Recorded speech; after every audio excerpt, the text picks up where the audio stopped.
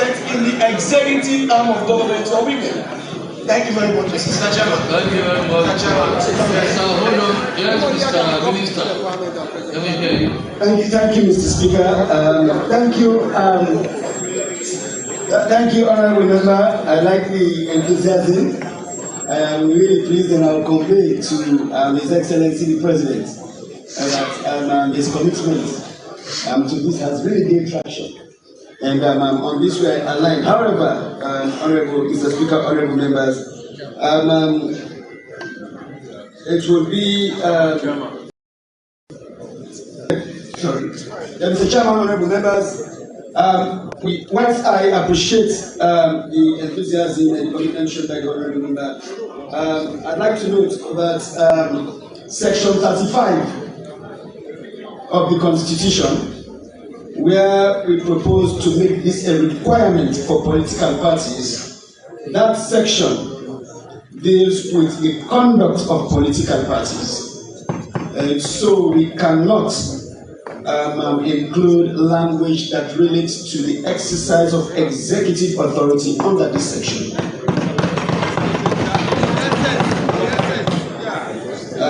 If there are any proposals to be discussed, we will be happy to discuss under section 59, which talks about the establishment of cabinet or where executive authority rests. But this section relates to the conduct of political parties, and it will not be good constitutional making to include executive authority there. So that, Mr. Chairman, members of Parliament, it will be a suggestion of that.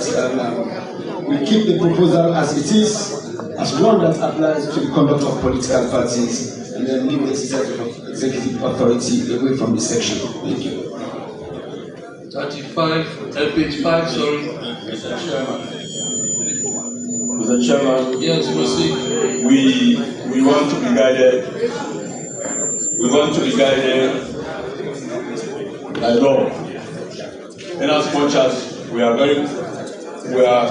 convenient in discussing women's issues in covering gender parity. But we start from the search committee at the in my submission, this is a good of everyone. In my submission, I quoted 105 and United Law Construct number 6. I said we can make the law retroactive 1065. It was deliberate, and I quoted 171 subsection 15. Inconsistency with the law.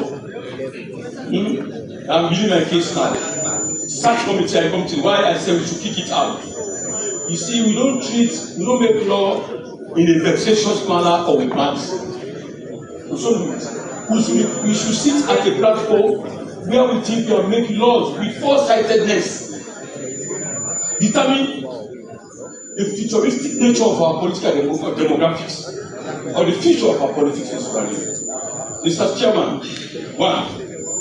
If you look at section 61, I read, section 61. My colleague on the other side, please patient with me. I hope you will support me in this one. Constitution of office. Subject to the provisions of this constitution and of any act of parliament, the president may constitute offices for Sierra Leone, make appointment to any such office, and terminate any such appointment. 53, that deals with the executive powers of His Excellency the President, of any political party or any president. 53.3, we are dealing with the hybrid constitution. I'm not a lawyer, but these provisions are intertwined. So we should be careful in introducing some of these phrases or clauses. 53.3, let me know. 53.3, whereby this constitution or under any other law, the president is required to act in accordance with the advice of any person of authority. The question whether he has in any case received or acted in accordance with such advice shall not be inquired into in any court. So why are you creating a platform? You take such committee, take it to president and don't accept. They have used it before. Presidents have used it before and they are using it. As I said, let us believe in the faith of people people are putting in office. I accepted the issues of Tola Thompson. The same memory. He helped us shape our party. Then it's very difficult for you to meander around the SNP. Inter-party democracy. It's very difficult to play with us because we constituted our rules and regulations from the Supreme Court, the highest court of Islam.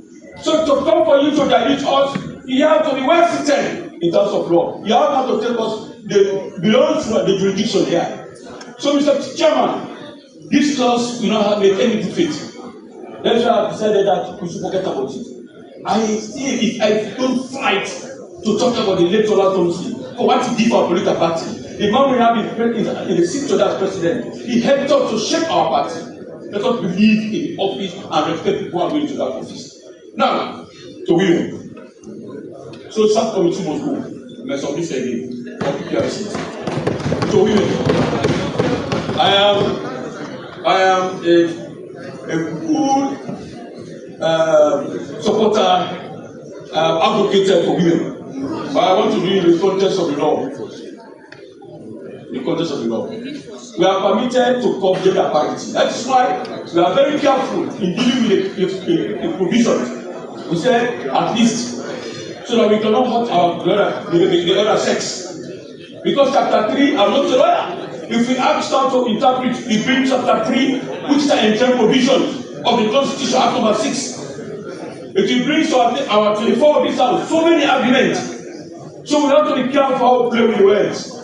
We don't want to make it exclusively. If you talk about you want to bring in for executive provision, but wait, what I don't like, and I'm going to want the AG. In my submission in July 2025, in the consultations for the amendment of the Constitution I'm dealing with now, one of the recommendations, they said the can consider under the PR, the provincial representation system, under the PR, they should be thinking about spreading it up at the executive level. At the executive level. Now, what you are dealing with, as said by the AG, we are dealing with at the electoral level. So, what you have submitted is quite in line with the consultation of Mr. AG, what he has done. Mr. Speaker, we may consider that one in the provision of section 59 of the Constitution as you have stated. But remember, there is a provision in the GUI Act, which the President is using. Tomorrow, in this chamber, we are going to present presidential nominee. Over 30% are women. Over 30% are going to be women. I present them in the distinguished, in the superior position, not even in the inferior position. Mr. Chairman, in how much we are satisfied with women, one sex, chapter 3 of the Constitution, which is an entry provision. We should be careful in dealing with these things because they are all vulnerable groups. But women, think about what they are doing. We are supporting that. If you are talking about an executive position, let us not use harsh adjective. We may just import what we have in the GUI Act and bring it to the Constitution to consolidate women's position. To consolidate it. Now, in the electoral law, section 58 of the Public Elections Act, Mr. Chairman, we have tested it. It has worked for us. Today, I'm proud to say, the 2020 election, we are able to elect over 30% of women in the electoral levels for women. Now, hold that position constantly in the Public Elections Act.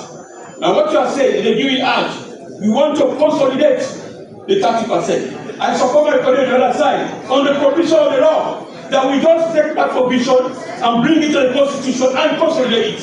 Let us accept that 30% at minimum rate be put into the Constitution. I rest my case in the conformity of the law. Thank you, Mr. Chairman.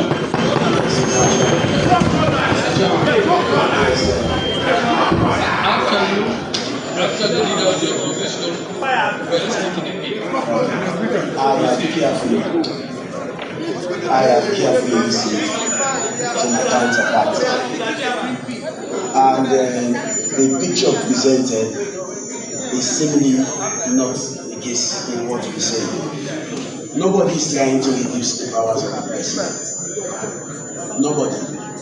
In fact, in this case, the president even has the right to accept or reject the nominations made to him by the by the Search and Nominating Committee.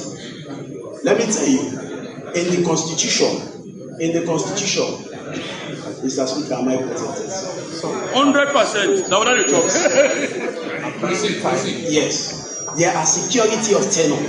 Like, for example, the office of the ACC Commissioner, the office of the Chief Justice, the office of the Bank Governor. The President does not have the right to dismiss them or to sack them. It is not because they want to reduce the powers of the President. In democracy, there should be checks and balances. This is what strengthens democracy. You don't give absolute authority to just one person. And this is the same checks and balances we want to profile in this case. Let me tell you, we should ensure there is institutional independence. That is why the protection, the security of tenure is there for the ACC. So that when they find somebody very close to the president culpable, they will be very unhesitating to take the appropriate action. They will not be afraid that they will be dismissed from their office. So it enhances institutional independence. So we are saying the commissioner should be independent. How could the commissioner be independent? It's when he is not directly appointed by the president. Because when he is appointed by the president, he answers to the president. He owes the president an obligation, and he could be dismissed by the president at any point. So we are trying to create that kind of shift in our democracy. You could not agree with me. We've had problems with our elections. And one way we could profile or solve this problem is to ensure that we create independence, institutional independence, and we promote accountability. That is why. So if you have had a team of Sierra Leoneans, credible Sierra Leoneans put together, drawn from all walks of life, as stated in the bill, drawn from all walks of life, these Sierra Leoneans will not be partisan. These Sierra Leoneans will not decide based on party. And one careful thing that we omitted that should be included, it should not only be those institutional representation we stated. There should be representation of all political parties among those who should be elected. Because these are the custodians, these are the politicians. These are, they say, only a legend can stop a legend. So you cannot decide for a chief electoral commissioner and you take independent institutions who have nothing to do with elections and forget about representation from political parties. So we are saying, for the sake of the independence, because there has been, recently I did an interview in one of the most popular stations in Nigeria. And I told them one problem we've been having in the sub-region is the credibility of the commission and the commissioners. It's not only in Sierra. So we are saying, for us to enhance institutional independence, for us to enhance checks and balances, for us to enhance accountability, for us to reduce the abuse of power, we should strengthen our governance system. And one way to strengthen our governance system is to have independent appointment of people into key positions. And this position is one. Let me tell you, there will be always problem in our electoral process if we don't impose confidence on the chief electoral commissioner. And one way to impose confidence on him is to ensure that he is independently appointed into the office. And this structure is the best fit for our society. Mr. Chairman, thank you. Mr. Chairman, I like this. I really like this. I was on the other side. I came at the age of 32 years. I was on the other side. Let J.D. Rogers remove as bank governor, watering down the independence of that institution. Honorable Let Momo Kuja said, we should preserve the sanctity of the institutions. But let me tell you, the Constitution is the Constitution. The same provision was quoted to us. And we said, we are law-abiding political party. We should give a leeway to the president to act in the constitutional mandate given to him. We accepted the removal of the then bank governor. He was removed because they have put us out of power. That is one. That was our submission. But Mr. Chairman, let me tell you, I'm happy when you stated that we are preserving the independence of institutions. Kudos to you, sir. I salute you, sir. You know what we are fighting today? We are fighting to remove the case law we have. The removal of the vice president is in this bill. Mr. Speaker, I have debated it times without number. I am going to debate it today again. Mr. Speaker, they remove the vice president of this radio, of this country, without the whole institution. Pay attention to section 51 of the Constitution. Oh yes, oh yes. We want to preserve the sanctity of our institution. Oh yes. Mr. Speaker, tripartite, I will come to argue my colleague here. Why tripartite refuse to listen, to look at the Constitution, 32 sub 11, 3211 of the Constitution, 1992 October 6. They said the institution shall be independent institution. They said now, from tripartite, with no locus, not paying respect to section 171, subsection 15 of the Constitution. He is the chairman of the Oversight Committee. Oh yes. Oh yes. What is good for the goose is good for the gander. Oh yes. Are you telling me? Are you telling me if you believe in so be it. Section 32, subsection 11 of the 1981 Constitution, October 6. He should recuse himself from that position now. He should recuse himself from that position now. If you want to preserve the sanctity of the Constitution. Secondly, let me submit. We should also, by speed, to kill the case law by amending clause 9 and clause 11 of this bill. From reinstate the vice president's position, not only removing you from a political party, but paying respect to section 51 of the Constitution. Mr. Speaker, I have said it. I am a Catholic Christian. I am a knight. I don't play to the gallery. I play with the law. I use circumstantial evidence to prove my case. I have used two scenarios. If he believes in section 32, subsection 11 of the Constitution, let him recuse himself from that appointment, from that committee as chairman, because nobody shall pay oversight on ECSN. That is one. Secondly, let us with speed reinstate position of 51 in the removal of the vice president. As I speak, President Leo today can remove the vice president of this nation. You think we are kidding? I submit my case. I will say no more on this.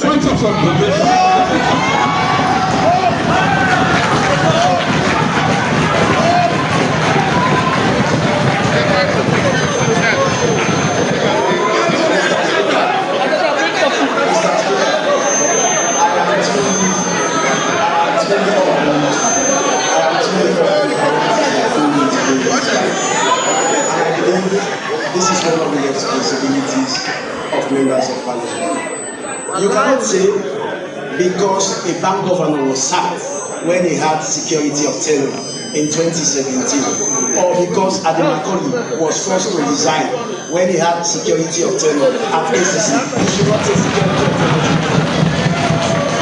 You don't kill the law because of an abuse of the law. You correct the system. You don't make a bad government because they are bad. I am totally against that. This parliament, one of our preliminary responsibility is to correct the system. But you cannot go back to justify that. We need to move ahead.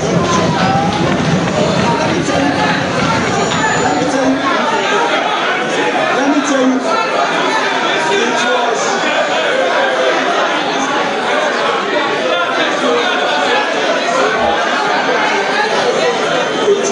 Mr. Speaker, I don't think you need to call my name.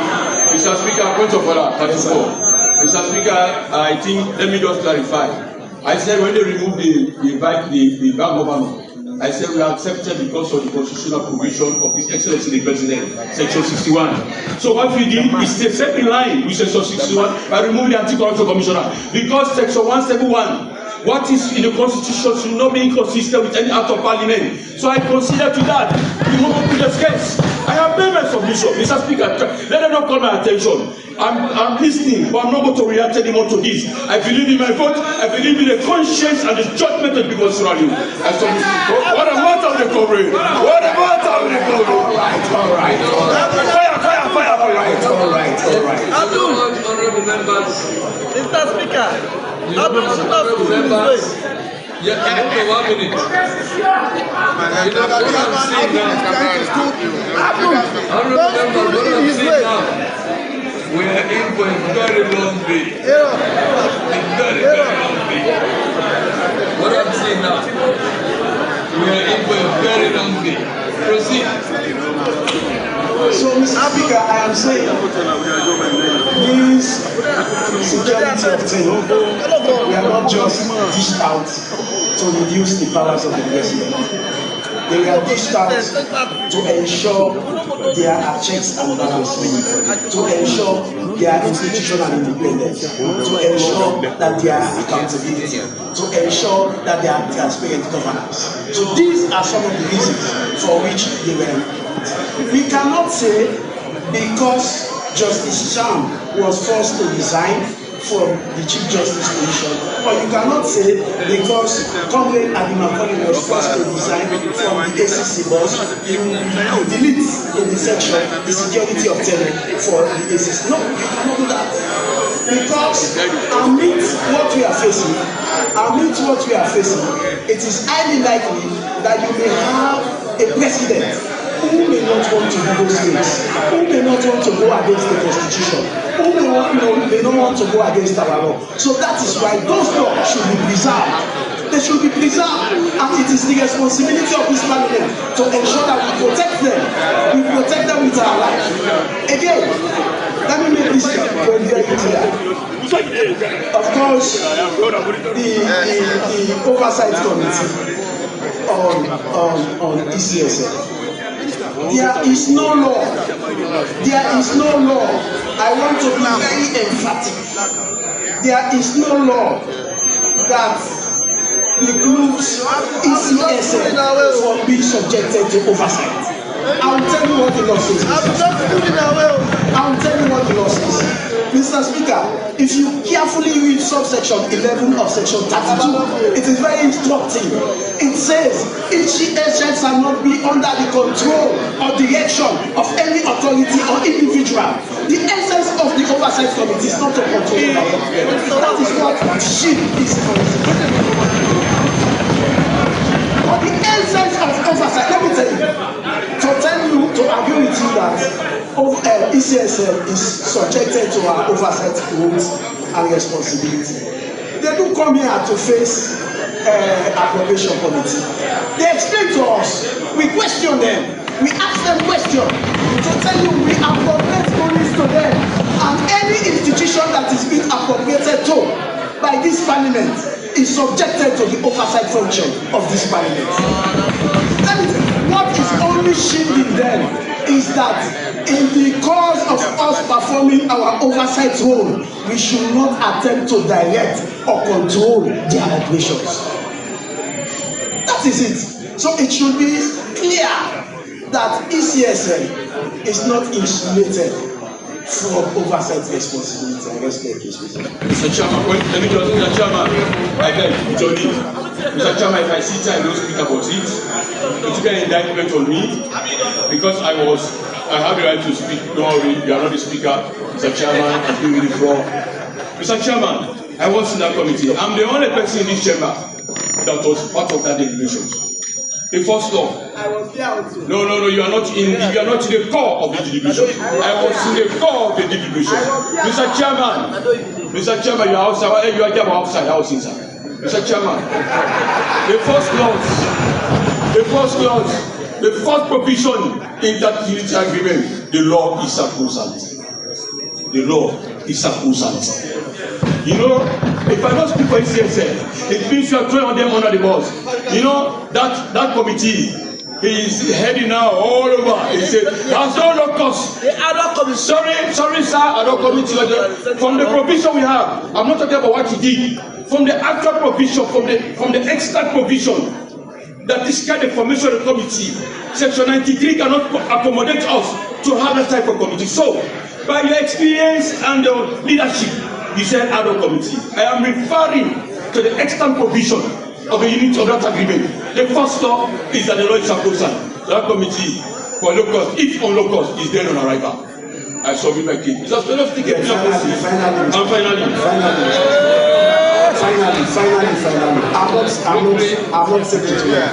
Yes, very briefly. Briefly now, please. Yes, Mr. Speaker, We are not saying some of this. We are not expressing our dissatisfaction to some of this law because SNDP is in government. Let me make certain points clear. There have been several appointments, some appointments from this government in whom I have total trust in the individuals that they have appointed. They are good. Some of the appointees of this government, some of them are good. Some of them are extremely bad. You understand? But let me come to my point. Like for example, in the case of PPIC, the current chairman we have there is extremely good.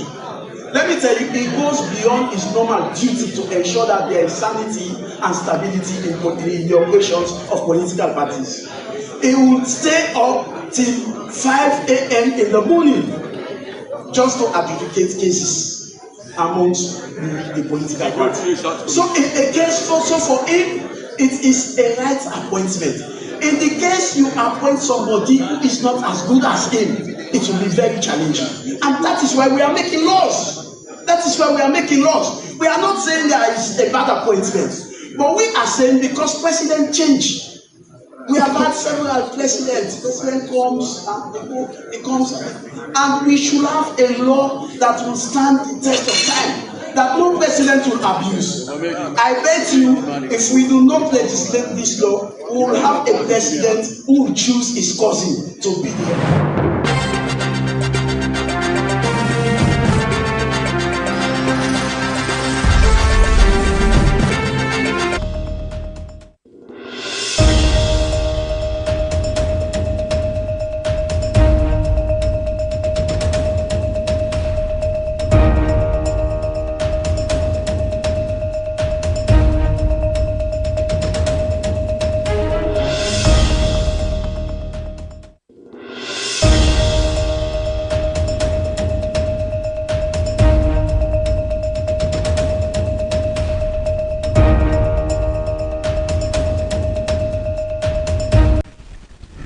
Good evening and welcome to Magic Television News on Channel 38, Facebook and YouTube channel. First, the main points there inside the news. Member then at Parliament still they debate the 2025 Amendment Bill of the 1991 Constitution na the well of Parliament Tower Hill inside Freetown. People then at the Kube community say one serious problem where then they face na the Samba gutter where people can put dirty inside. But 30 woman police officer them don't receive certificates after where they complete one training on information, communication and technology (ICT) training. That's now be the main points there. And now for the full news with me, Esther Wilson.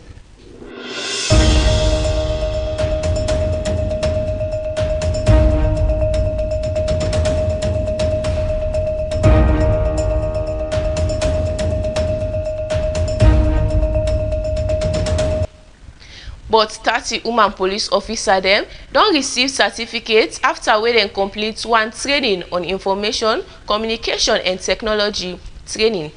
Now the Victory Teens Organization (VTO) organized the training with support from the Directorate of Science, Technology and Innovation (DSTI). Aisha Kabo gets more and gonna report. 30 woman police officer them na Freetown don't receive certificates after them successfully complete ICT training where the Victory Teens Organization organized for them with the support from Directorate of Science, Technology and Innovation. This training na for teach the police officer them how for use computer and other digital items them for make them work easy and more effective.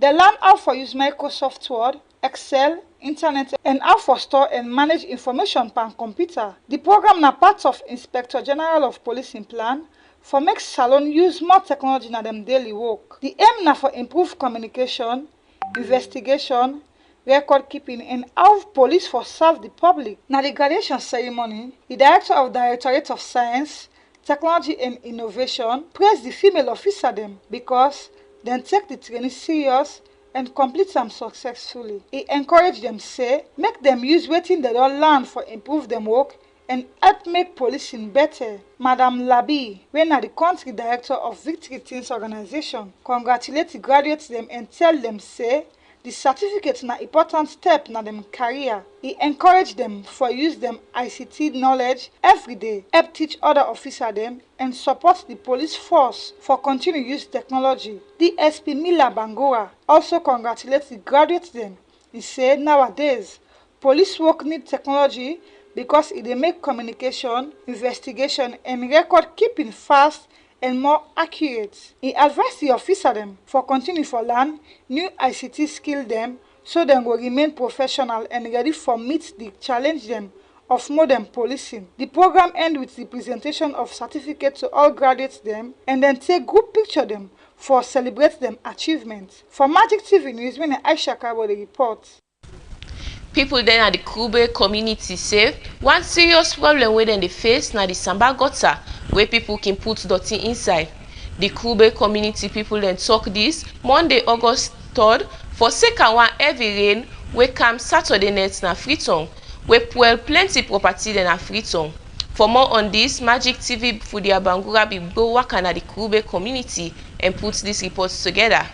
The Kube community na one slum community wey dey inside Freetown. The community for the past year don dey experience serious flooding under the leadership of the Freetown Mayor, Yvonne Akisoya. The way and manner how the flooding can happen at the Kube community don reduce. Sunday, August 2nd, heavy rain come na Freetown. This make I go waka na the Kube community for know how the community talk after the heavy rain. One big challenge or problem where the people and talk say in the morning them na the Samba gutter. I'm the new name na Mohammed Medish Masai. I did not Kube. Well, so that we the gutter be the flop, we don't see the flop na the gutter. They get serious flooding. But from where the mayor find out the dirty na can cause flooding at Kube. That's make now before the rain season they start, like then May, June, they don't carry that tractor. We can come clean the dirty, go right down. So that they make now flooding not happen again. Well, this year until August to just start so. Because like I be watching Facebook and say Meshkem wall for dump and people and they when rain season no go fight. Now last year the season more danger take place. Until right now the rain season just start, August just start, till the 3rd. The best thing we them for do this gutter, this big gutter, the drainage. I ain't always them for try to maintain. They will build this gutter, I'll say go down, build it, and the community people and back up to it dirty. And people and back with it up, with the trade dirty na gutter, only dirty they come down. We stuck na the gutter, water they get way for pass, and they paint road for inside. So now that's not the main problem. This gutter, let them just focus on this big gutter, this Samba gutter. Are the main thing down there.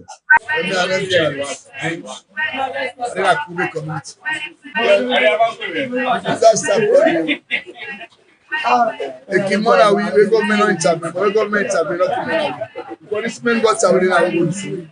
The government send tractor they can clean up for we. The disaster not Kimona. Because we have community youths and back when they help in the drainage system, when they help on the disaster. The only thing Kimona we no more. Like you need government support at the second one logistic. We dey for able for do the alpha project. I Kimona we more. So the message I get for send to that NGOs them, the government back for help support. They no moving now. So we now disaster whole area, especially in the water side.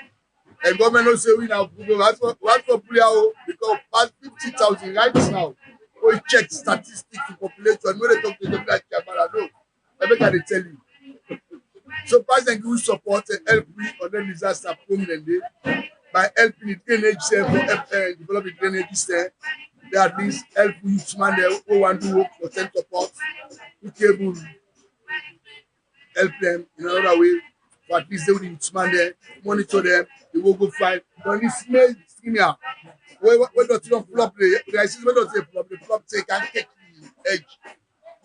As government was send and tractor, is it tractor? Tractor the camp, they can clear the dirty for the water go to pass under the bridge. So mainly above all, this bridge here, we need the government to intervene. They can't broke the bridge and made the bridge in a way where the bridge is old dot. Because the bridge is old dot. And one great pillar, this main bridge and this road there. Then the main disaster proof. I believe the government people and this bridge will not free from disaster. Name Marie Bangwa. I then number 28 school day. Because this year the water they affect people in the house. So water they go and find out people they host there. So let's start last night. The rain big water jump kind side so no able to sleep. The water the money when I also. They end up tell the mayor na Freetown plenty thank you for the drainage system where they say it don't reduce flooding. For Magic Television use, Mina Furia Bangura the report. As all this they be, the National Disaster Management Agency (NDMA) inside one press release where them pull nado Monday August 3rd say the heavy rain we can last night caused some damage there na Freetown, place the Lake Porty, Mechkem community, Femitona, and other side them be experienced disaster. For sake of this, the authority they warn all who that then a disaster prone area them for come out there for their safety. As way for improved sanitation at the community, the SS Camp Youth Advocacy Network, together with other community stakeholders them, don't end one cleaning exercise na the SS Camp community na Regent. The cleaning are part of the effort where the youth then they play for help keep the community clean. For more on this, I will put this report together. The SS Camp community now one community within a Regent na the Western Rural District. This community also don't be one of the fastest growing community in the country. Plenty people can say well, but in a gentry. Now for sake of this, the SS Camp Youth Advocacy Network, together with community stakeholders them, don't end one cleaning exercise na the SS Camp community. The cleaning will take place Saturday, August 1, been bring together community people them, we make up of youth man and woman them, community stakeholder, and plenty other people them we come out na do for give support to the youth them we volunteer for clean the community for themselves. According to them, if they get support for do the cleaning, they want for the continue with them every month. Then tell plenty thank you to some of the key stakeholders them we give them support for do the cleaning, as they call on others to react people them for support as they aim na for clean the entire Regent community. For Magic TV News, Esther Wilson. You dey watch Magic TV News live on Channel 38, Facebook and YouTube channel. The government of Salone, through the Ministry of Health Directorate of Food and Nutrition, don't join other countries than at the world for member the World Breastfeeding Week, which can take place August 1st to August 7 every year. For more on this, Edward Nyaketsure gets more and gonna report. As Salone joined the global community for Mark World Breastfeeding Week, the government of Salone through the Ministry for Health, Directorate of Food and Nutrition don't join international community for commemorate World Breastfeeding Week, where they observe annually from the 1st to the 7th of August. The week-long campaign aims for raise awareness about the importance of breastfeeding and encourage mama them for do an exclusive breastfeed for them picking them during the first 6 months of their life. Health experts emphasize both the importance of breastfeeding, where they say go provide essential nutrients, give strength to the pikin immune system, support healthy growth and development, and safe play one significant role for reduce the risk of common childhood illnesses them. 1,000 years of life. Breastfeeding is a great equalizer. It guarantees food security, protects newborns against life-threatening infections, and lays the fundamental groundwork of cognitive development. The Ministry of Health, through the Directorate of Food and Nutrition and its partners, has made significant progress in promoting optimal infant and young child feeding practices. According to the 2021 Sierra Leone National Nutrition Survey. The rate of early initiation of breastfeeding within 1 hour of birth increased from 56.8% in 2017 to 89% in 2020. While the exclusive breastfeeding rate among infants under 6 months reached 52.7%. It's an annual global campaign coordinated by the World Alliance for Breastfeeding Action in partnership with the WHO, UNICEF, and other partners. We have all other partners here.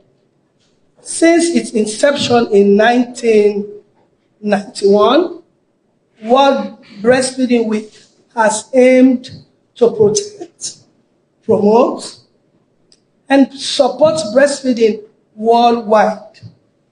The week serves as a platform to raise awareness for the benefit of breastfeeding and to advocate for supportive environments that enables mothers to breastfeed successfully.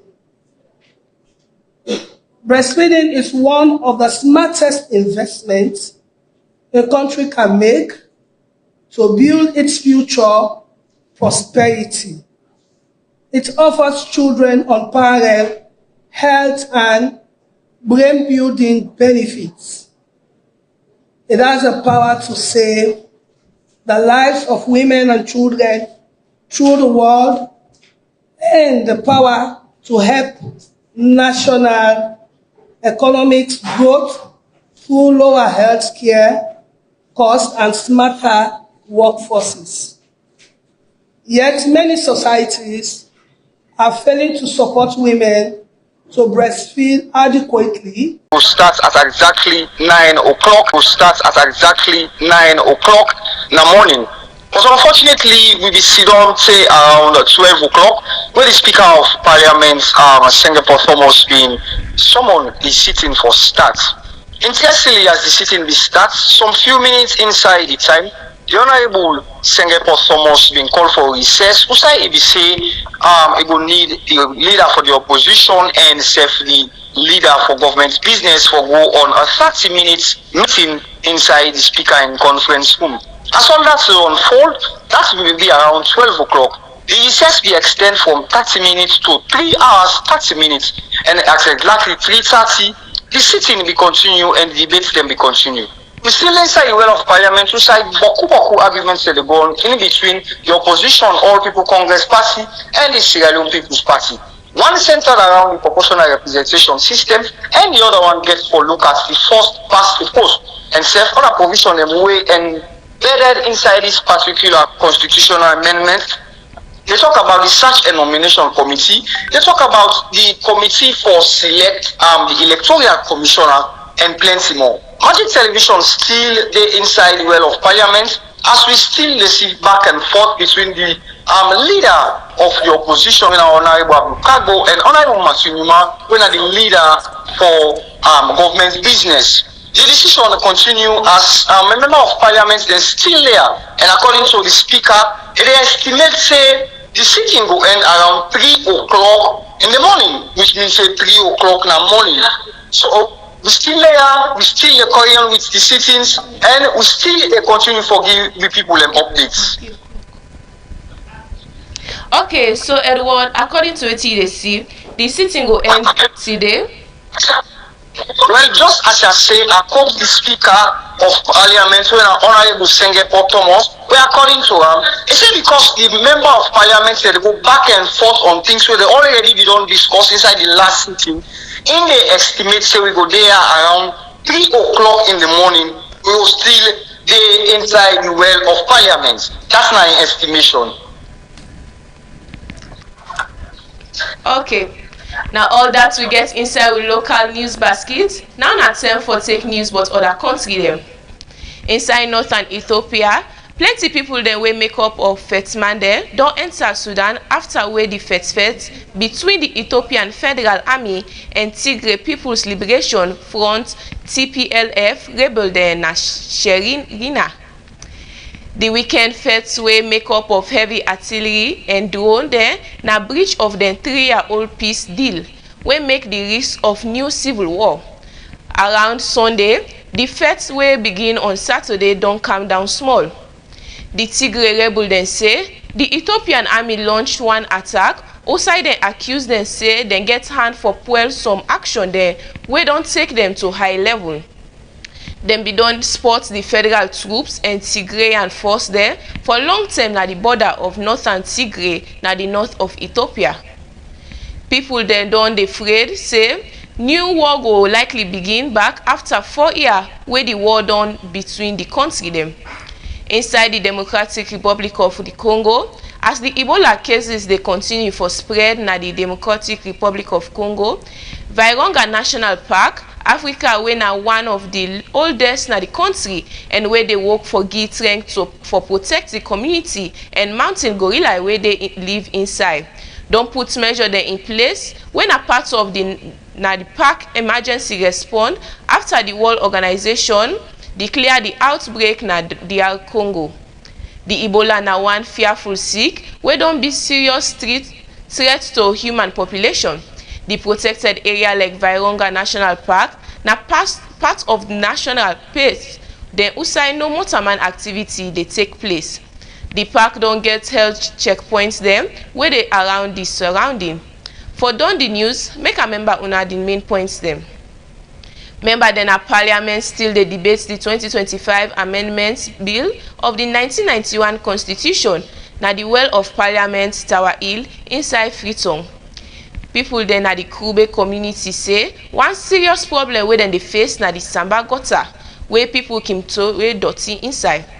But 30 woman people police officer them don't receive certificates after where they complete one training on information, communication and technology training.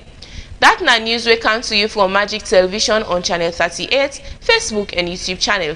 Plenty thank you for unutem. Me we bring the news na Esther Wilson.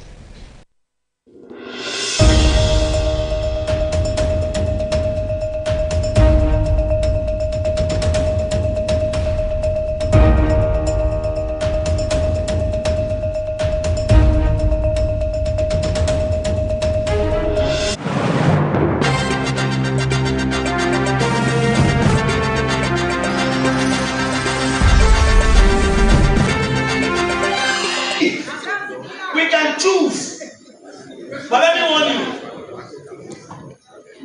politicians and members of parliament are encouraged and respected if they have people behind them. I am saying again that politicians are respected and they stand their grounds. Their people can protect them when the party is against them. We've seen that with Queen Salia. When the SFP ejected you, your people stood by you and he gave you as a president. We've seen that with Colonel Tunge. But majority for you first comers, you the first time enemies coming to this land. Most of the people asking you to support the PR, they have a constituency on their own. Their people can rally behind them. They have a political capital, which most of you are PR MPs do not have. So mine is an appeal that Mr. Speaker, we have both. We have 38 and we have 38A. We are not debating. I wish I was debating, but I am stating fact. On that note, I know the Honorable Sheikh Asama gave me as independent candidate because he was not vice. He came as PMDC, he came as an independent candidate, and he marketed yourself as SFP vote. You have stated a point. Let me just conclude. Yes. I am saying to all of us who are members of parliament, let us accept the fact that we have the law makes provision for both systems. No.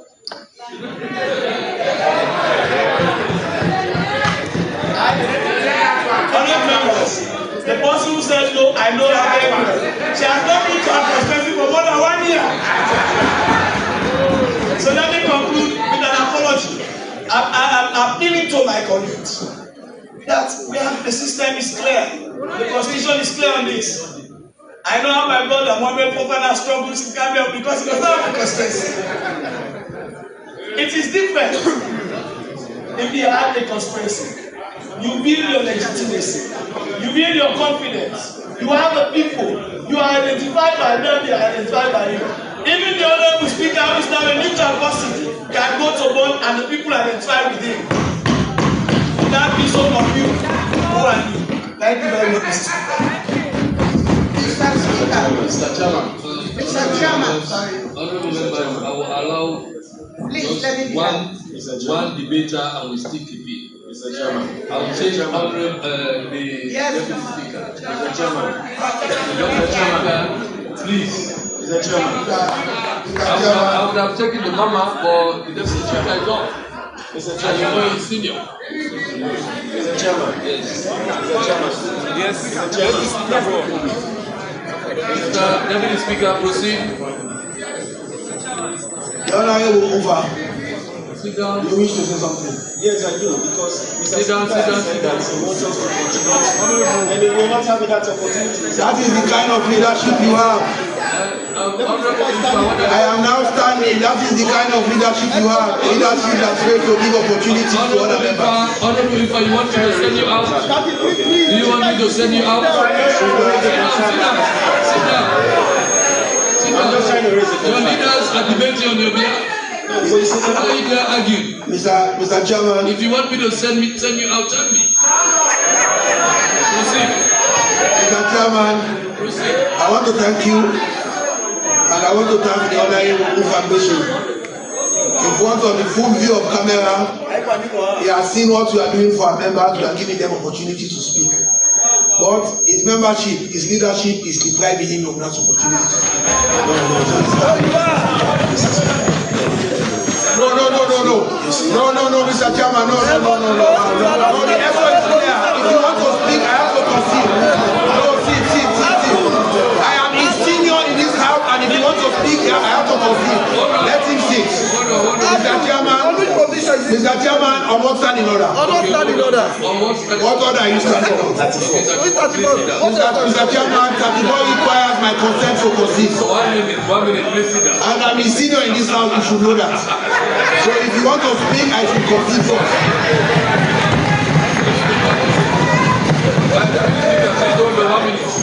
Yes.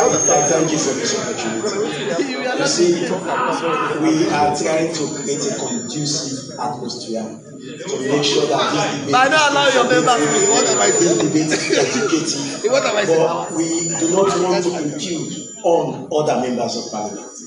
We are not trying to create a scenario as if other members of parliament are not fair. It is not helping the debate. Let us speak to the issue. Don't attack the leadership on the side. Debate on the issue. That is what we have created. And similarly, Mr. Speaker, I want to advise. Each of these members of parliament were voted to represent their people, and they should have an opportunity to have their say during the course of the debate. We may have our say, but also extend the opportunity to them to have their say. What I'm saying, I insist on decorum in this house. You cannot stand, a leader cannot stand, and you, an MP, want to debate. I've told you this on several occasions. When the leader stands, you sit down. I insist on decorum. When the leader stands, as an ordinary member of parliament, sit down. You know, I'm never going to tell you to debate where a leader is up. You know my position in this house. So when the leader stands, sit down. Or tell your leader, please give me opportunity to debate. That's all you need to do. Talk to your leader to sit down. Proceed, Deputy Speaker. I really insist on decorum. Mr. Chairman, I also heard, before I go to 38, I also heard that the members in the front bench, they have earned it. And I'm sorry, Timo is not in. That is why he's seated on the third row or the second row. He has not earned sitting in the front. We would have to live with it. And Mr. Chairman, for the record, Mr. Chairman, for the record, 38 and 38A, like he has said, it is clear that my honorable colleague or my honorable friend from Gambia was extremely young at a time when your memory was weak. Because if your memory was strong, you will know that the subject of proportional representation first came in the 1999 Lome Peace Accord that was ratified by this parliament. That Lome Peace Agreement suggested, and it was ratified by this parliament, that for us to avoid a repeat of what happened in 1991, we must transition into a proportional representation system. Equally so, sir, Mr. Chairman, it was also agreed to by the Peter Tucker Constitutional Committee that proportional representation should be adopted by Sierra Leone. Further to that, Mr. Chairman, the Justice Kawa recommendation also made provision for the adoption of the proportional representation. I have said in this house that we are laboring in vain. Why? Because the APC, it's not as if I've seen members of the APC putting on their statuses, sending to social media, putting copies of voting slips, one showing party symbol and the other one showing pictures. People are presenting proportional representation as if it does not allow the face or the picture of members who are selected or who are appointed or nominated by their parties to be on the ballot. That is not true. Proportional representation is depriving nobody of his right or responsibility to choose or to make choice in who represent them in politics. Mr. Chairman, I have said in this chamber that we have seen single-handedly in the APC after elections were done twice. Don't worry, I am well above that. Mr. Speaker, we have seen the APC in 2018. People elected their representatives, but President Nkrumah overturned that in a day. In a day, it changed everything. Mr. Speaker, Mr. Chairman, we have seen in their last election, the election leading to 2023, Asa Priest, he won the lower level election, but he was replaced. He won, but he was replaced by somebody else. Mr. Speaker, even Mahmoud Kaloko, he won. Even Mahmoud Kaloko, he won his lower level, but he was replaced, and that was not fair. That was political party, internal political party dynamics. But where I agree with my honorable colleague is here, Mr. Speaker, Mr. Chairman. He said we have 38A and 38 working correspondingly, simultaneously.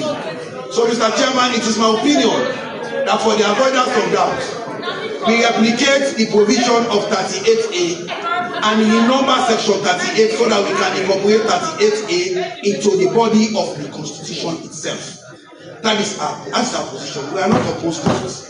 Since they are working concurrently, for it to work seamlessly, like he has said, if it's not broken, don't try to fix it. Yes, I want to. Please take your seat. Please take your seat. I'm not going, Mr. Chairman. Mr. Chairman. After him. No, I want to agree with him. I'm going to allow Honorable Umpa. Okay, no problem, sir. Thank you, sir. Say something. Mr. Chairman, by your ruling, you said when a senior member is speaking, junior members should occupy their seats. And by all indication in this house, I'm a senior.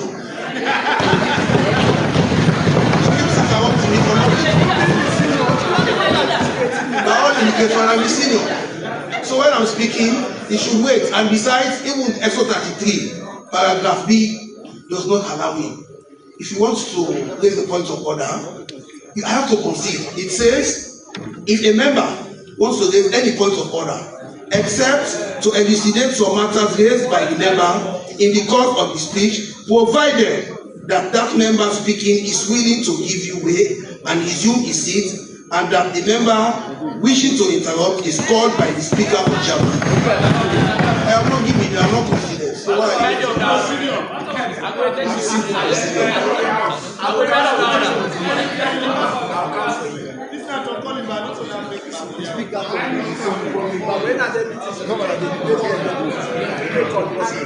Am I calling anybody?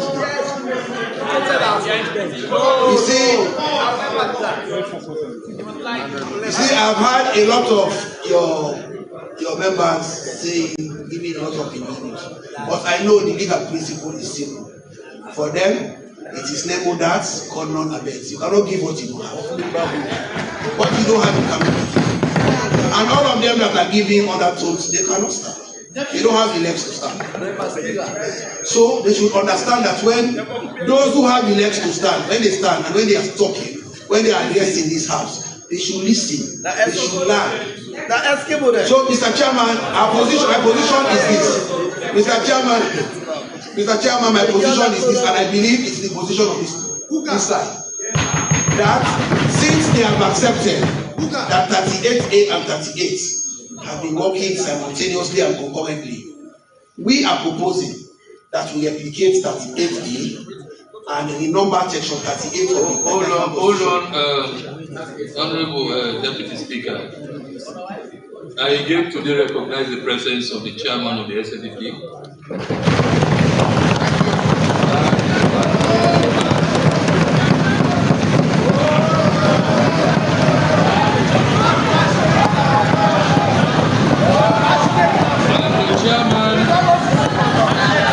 Chairman and leader of the APC.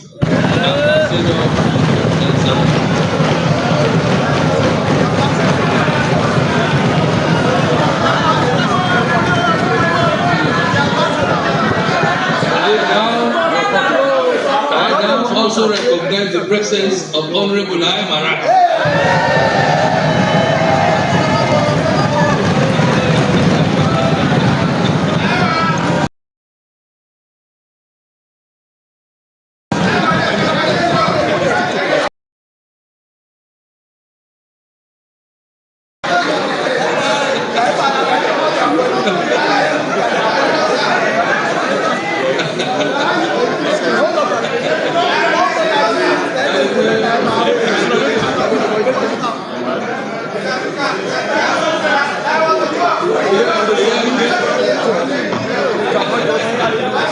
Honorable Ayamara, you are actually welcome.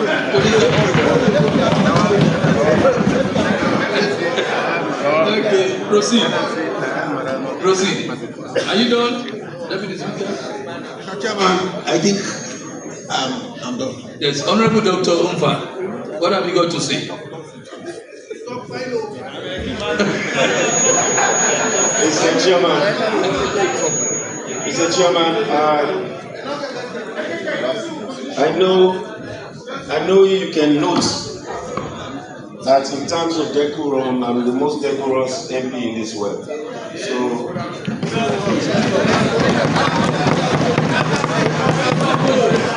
I have a lot of respect for your chamber, Mr.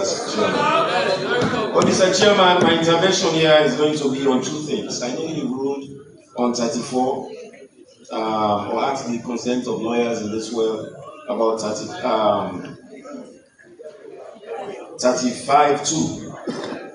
But Mr. Chairman, 35.2 and 35.1 speak on two different issues. 35.1 speaks on the political determination, and 35.2 speaks on internal democracy. And we know that the 30% is seeking to address the internal democracy of respective political parties. That is why I believe, Mr. Chairman, that 35.2 should stay and not 35.1. Because in the 30% that we are trying to offer to women, it is about their democratic affirmation or their democratic ability so that they will be recognized. So we have 1 and 2 are talking about two different things. It's my humble suggestion. So to 38, Mr. Chairman. To 38, Mr. Chairman. I know the Honorable from Gambia and the Honorable from Western area have said extensively what they think about 38. And I hold the view that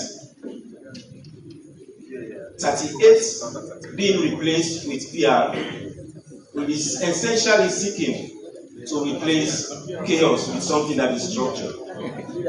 One thing that we know about 38, Mr. Chairman, is the fact that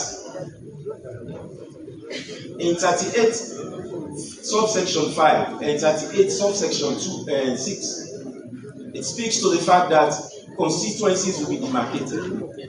It also speaks to the fact that after every given census, it will inform how constituencies will be demarcated.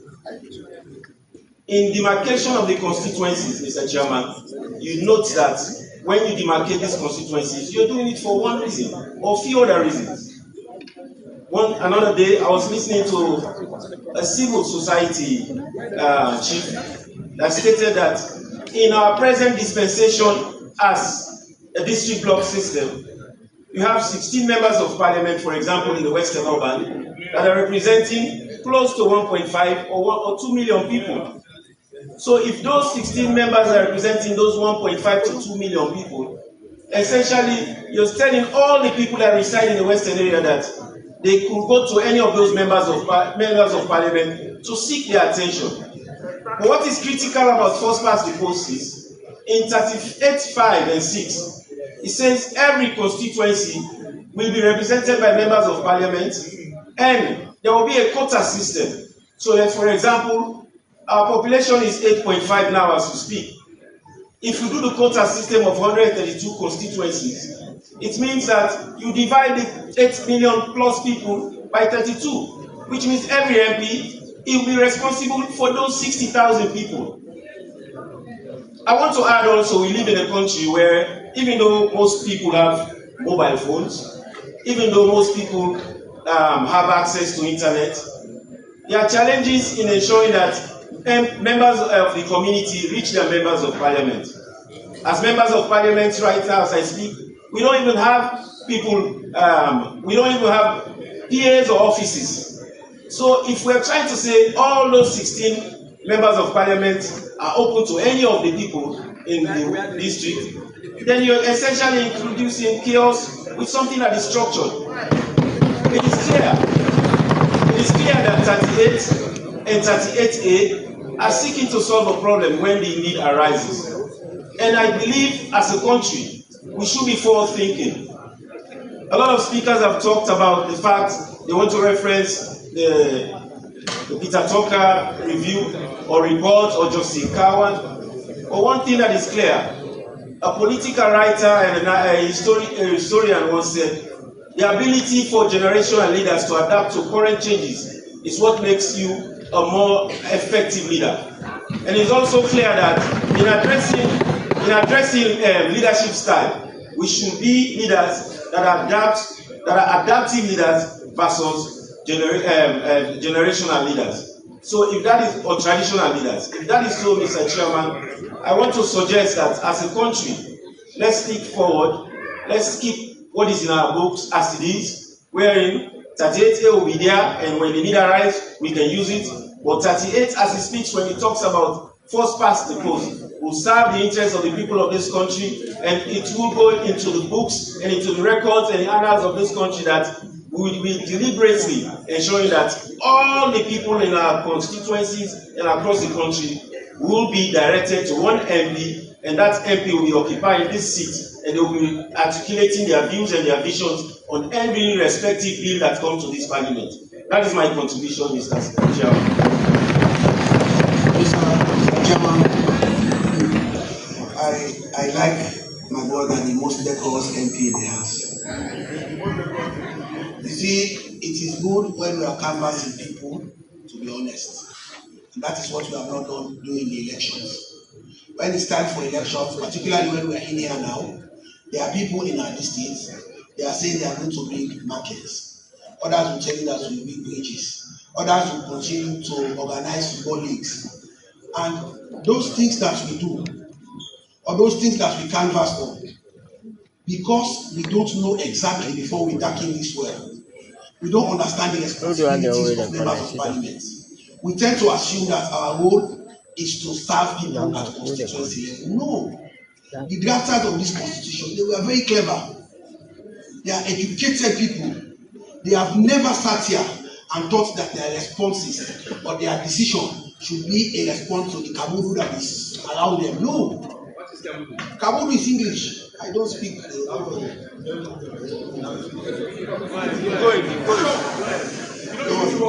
Mr. Chairman, you see, in this constitution, there are a number of roles for members of parliament.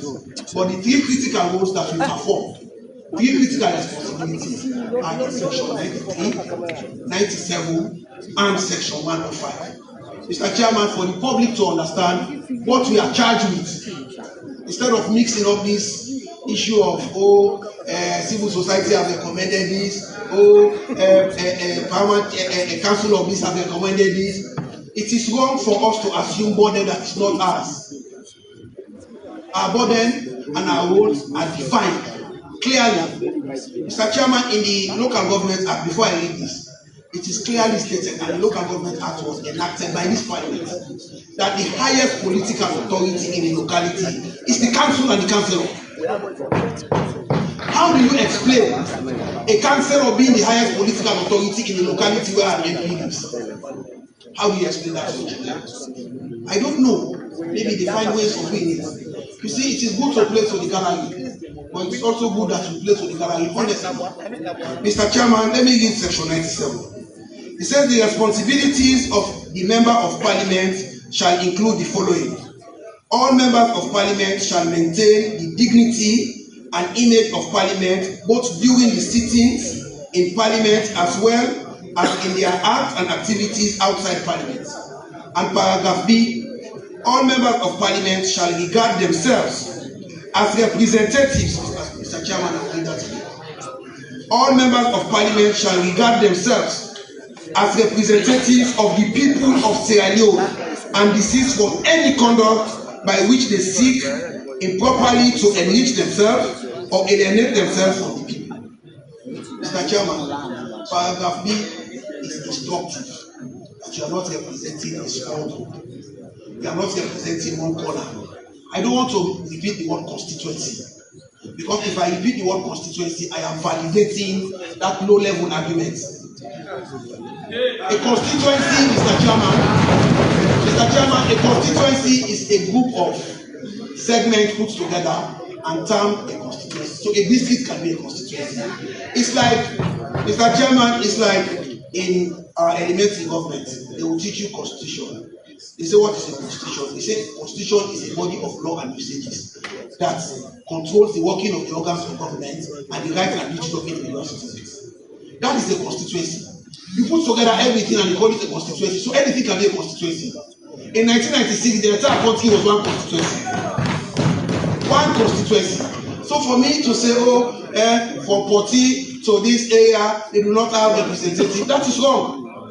Even the mayor will tell you that she is representing 2 million people.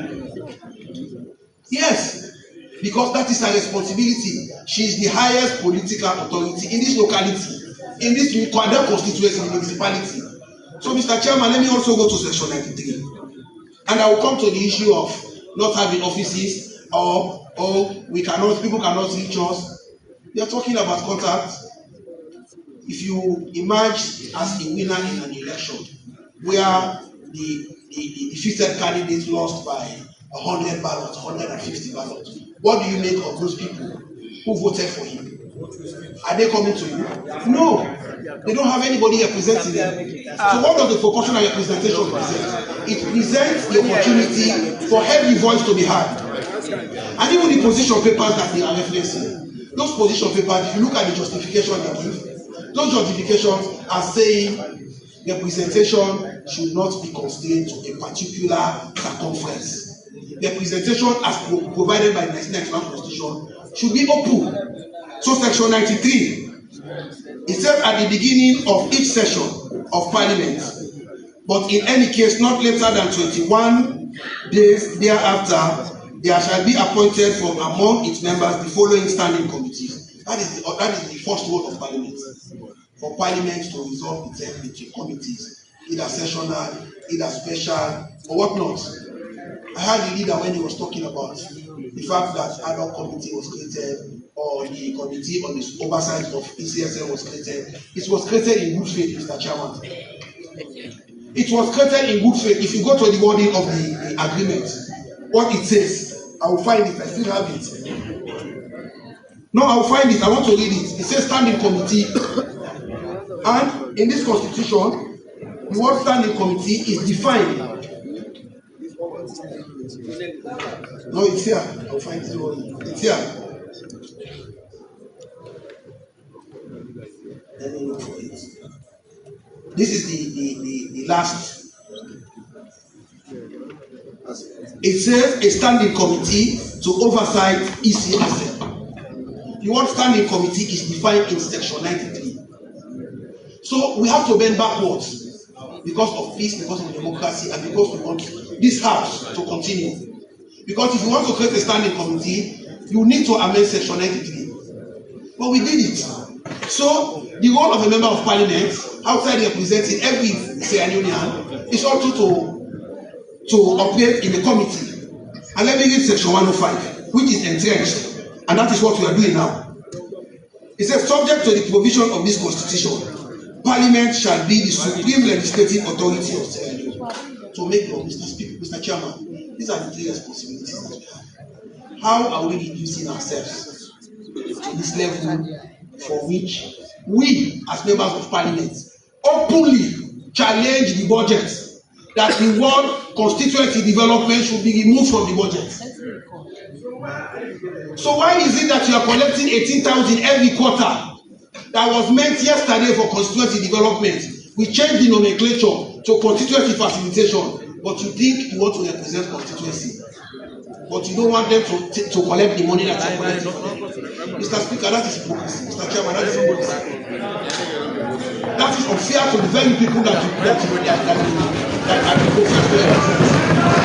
Mr. Chairman, I have said in this chamber, and I have proposed that since it is not broken, we don't have to fix it.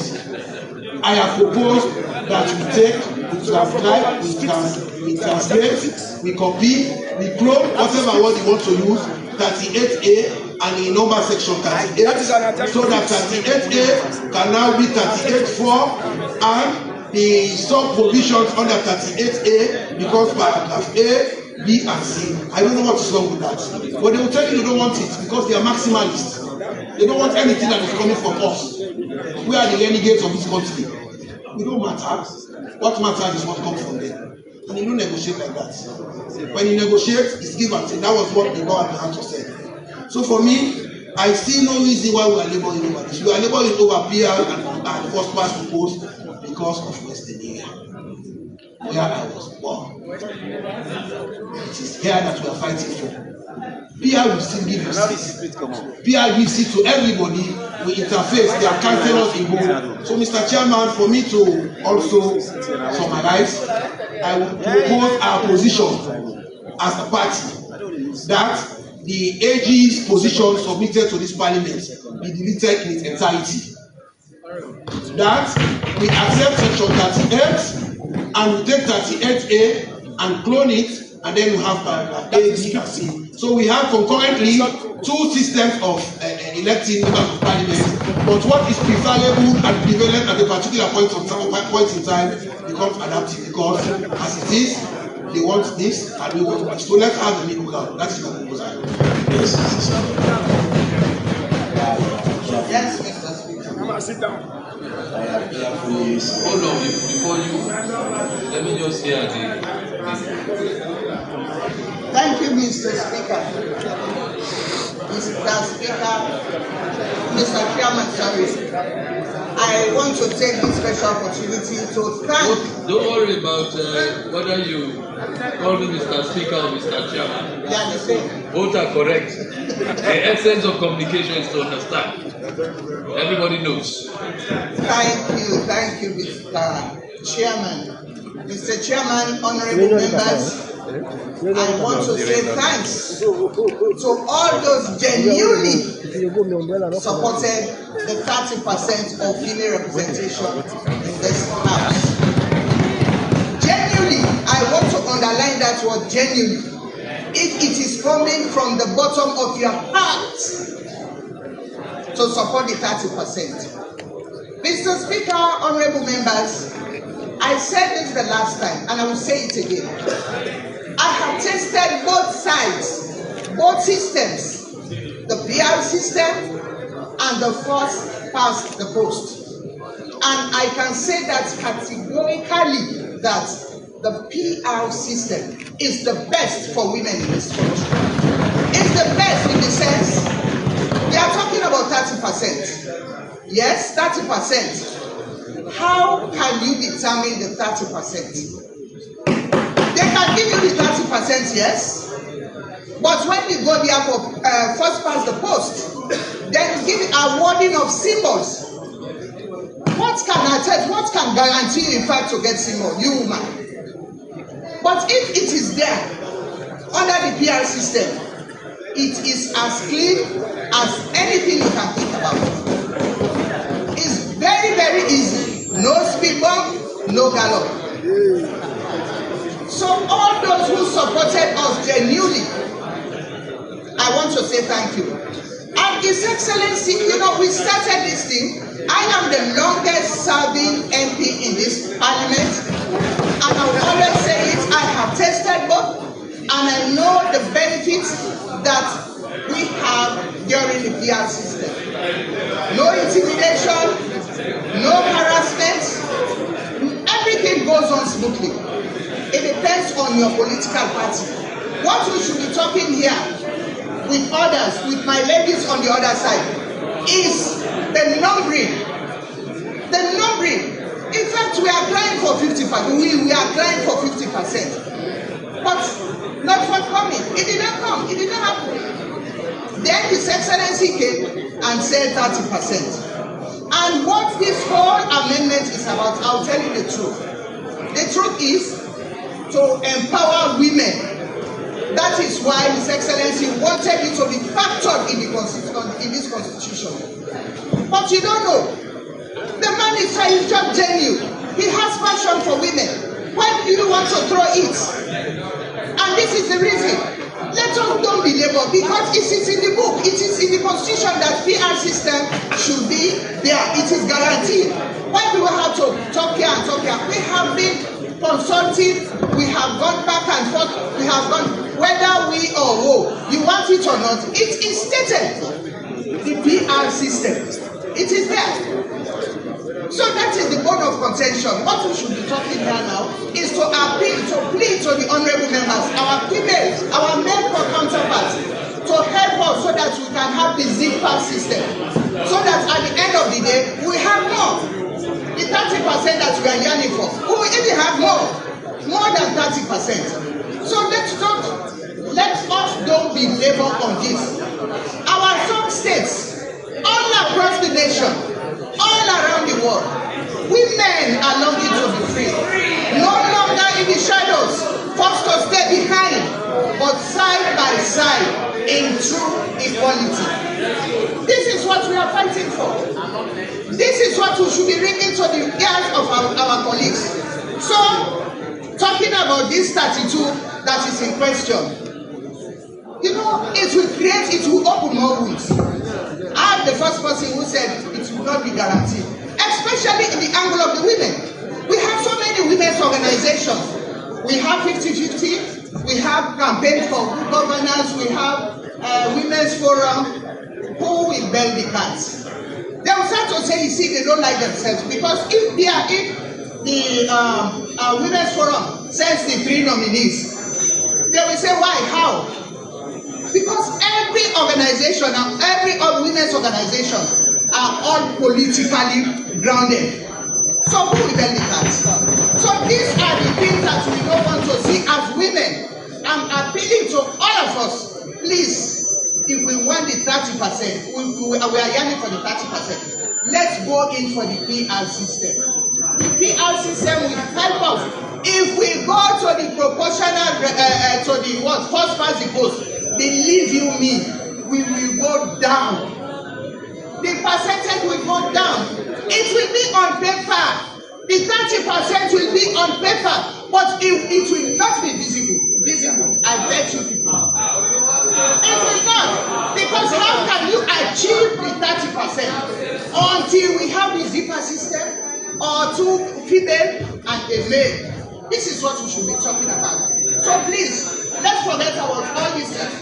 Let's just go to the PR system. I have tested it and I know the goodies that is in it. No speed up, no gallop, no intimidation, no humiliation. I know the reason why people want the first past the post. Because they want to grab the entire visa.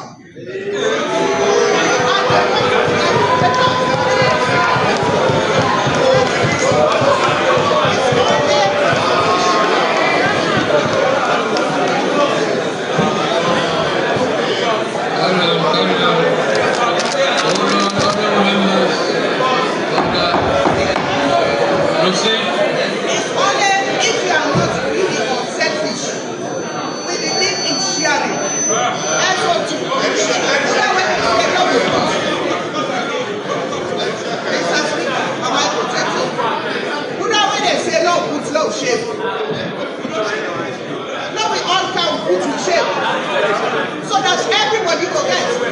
Women will be there, and the other areas will be there. Let us all share. Right now, you cannot go to a stronghold. Everywhere that is represented under the PR system, you have seats in Go, and you have seats in councillors in Kaidam.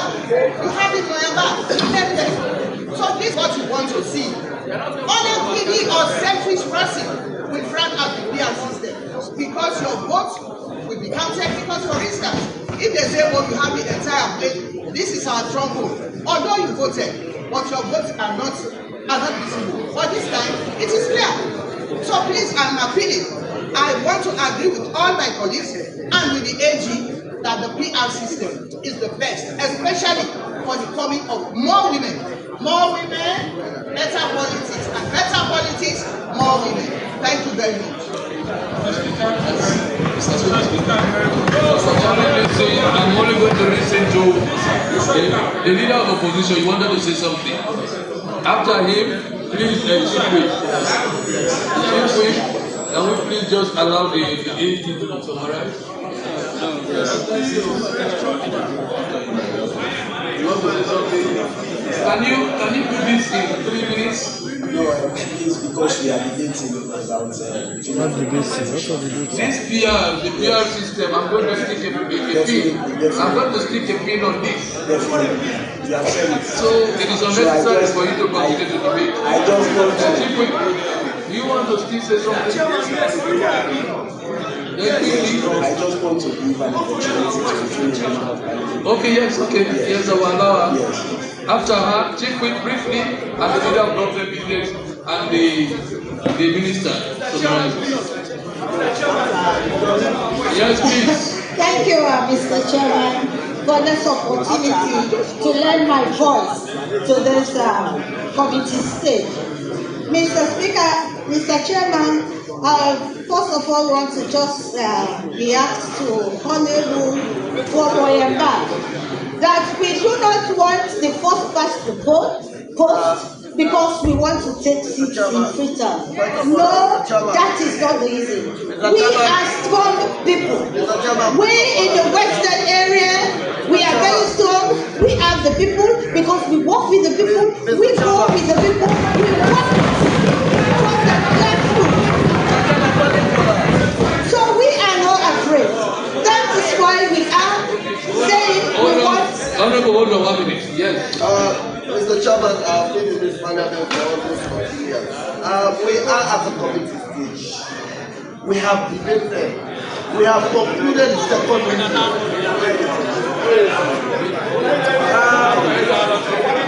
We have concluded the second reading.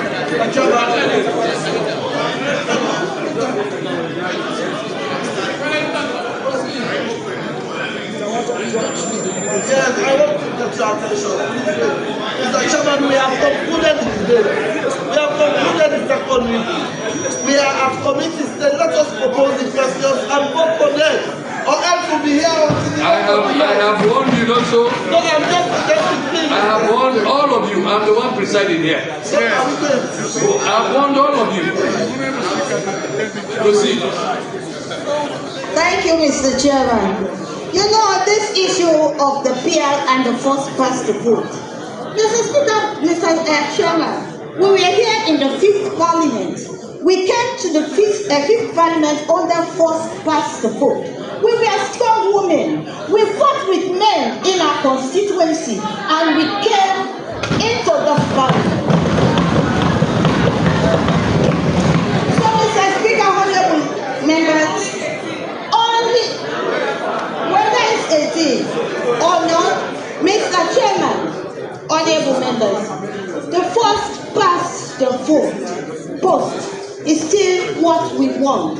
It is that is the first past the vote that brings us closer to our constituents. We are able to engage our constituents, and we know the problems of our constituents, and we are able to bring them into Parliament and advocate on their behalf. Mr. Speaker, Mr. Chairman, with the first past the vote, you know, only lazy women will cry for the first for the PR. Yeah. You know, Mr. Only lazy women will cry for the PR. Mr. Speaker, we can talk about safe seats, but to say about PR will bring more women in Parliament. For me, I want to beg to differ, because PR is not just about quotas for women. It's about representation. It's about representation and who chooses you to come and represent. So for us, we know our people, we are with our people, and our people still love us. They want us to come to Parliament. And so for us, we prefer the first past the vote. First past the vote. Mr. Speaker, honorable members, Mr. Chairman, you know, when you look at even this PR, you know, it felt, during the last election, it failed to deliver a broad-based inclusion. Because when you even watch at Calabar, we have no women at Calabar because of the PR. Mr. Speaker, honorable members, we cannot rely on the PR and say we want to go with more women in Parliament. It's as if we don't want to work. We don't want to be with our people. Let me tell you, we are women, we are mothers. Yeah? And because we are mothers, we know what it means, we know how it feels to be cut off from our constituents. Mr. Speaker, let me tell you, I'm coming from the East Urban District. Mr. Speaker, because of the PR, we are having a lot of issues within the district. Because for the entire 11 district, we only have 4 MPs. So you tell me, how do you expect us as MPs even to man a constituency? It's very difficult. That's so even, you know, stretch out your hand to other constituencies. It's just too difficult. What the Deputy Speaker was trying to say, yes, it is not your responsibility to develop constituencies. Mr. Speaker, Mr. Chairman, can I come in? Mr. Chairman, yes, I know the 3 roles of the Parliament. But Mr. Chairman, Mr. Chairman, in the area of representation, when you are with your people, you know their problems, you know their issues. Sometimes because of the law, you go far above, beyond, just to satisfy them. We all know here as members of Parliament, we do more beyond the representation role. We know it is not our duty, but because they are our people, we want to be with them, we want to feel, you know, with them, so we have to go beyond. Yes. Thank you very much. Thank you very much. The chief whip, after the chief whip, I will listen briefly to the leader of the opposition and the leader of government business, and we go to the AG and proceed. Please. Thank you, Mr. Chairman. Yes. Mr. Chairman, I've been to this Parliament. This is my 3rd term. On the term, we are under first past the post. So some of us are not afraid of first past the post. But, Mr. Chairman, our colleagues on the other side are saying that under the PR, under the first past people, they have more women. It's not true. They have more women now under the dual system. The only reason why they had more women under the first past the post was because their constitutions dictate that it pleases the power that be. It was selection, not election. That was the only reason why they came here. The APC constitution then says selection or election. But this academy speak to the weather minister of this nation. Mr. Chairman, this session of this parliament, this sixth parliament, we've had over 4 or 5 deaths of MPs. Nobody, a lot of people in this country don't even know how they were replaced. Assuming it was first past the post. Let's forget about the money the government will lost, but think about the properties and life that will be lost in the event of a runoff election.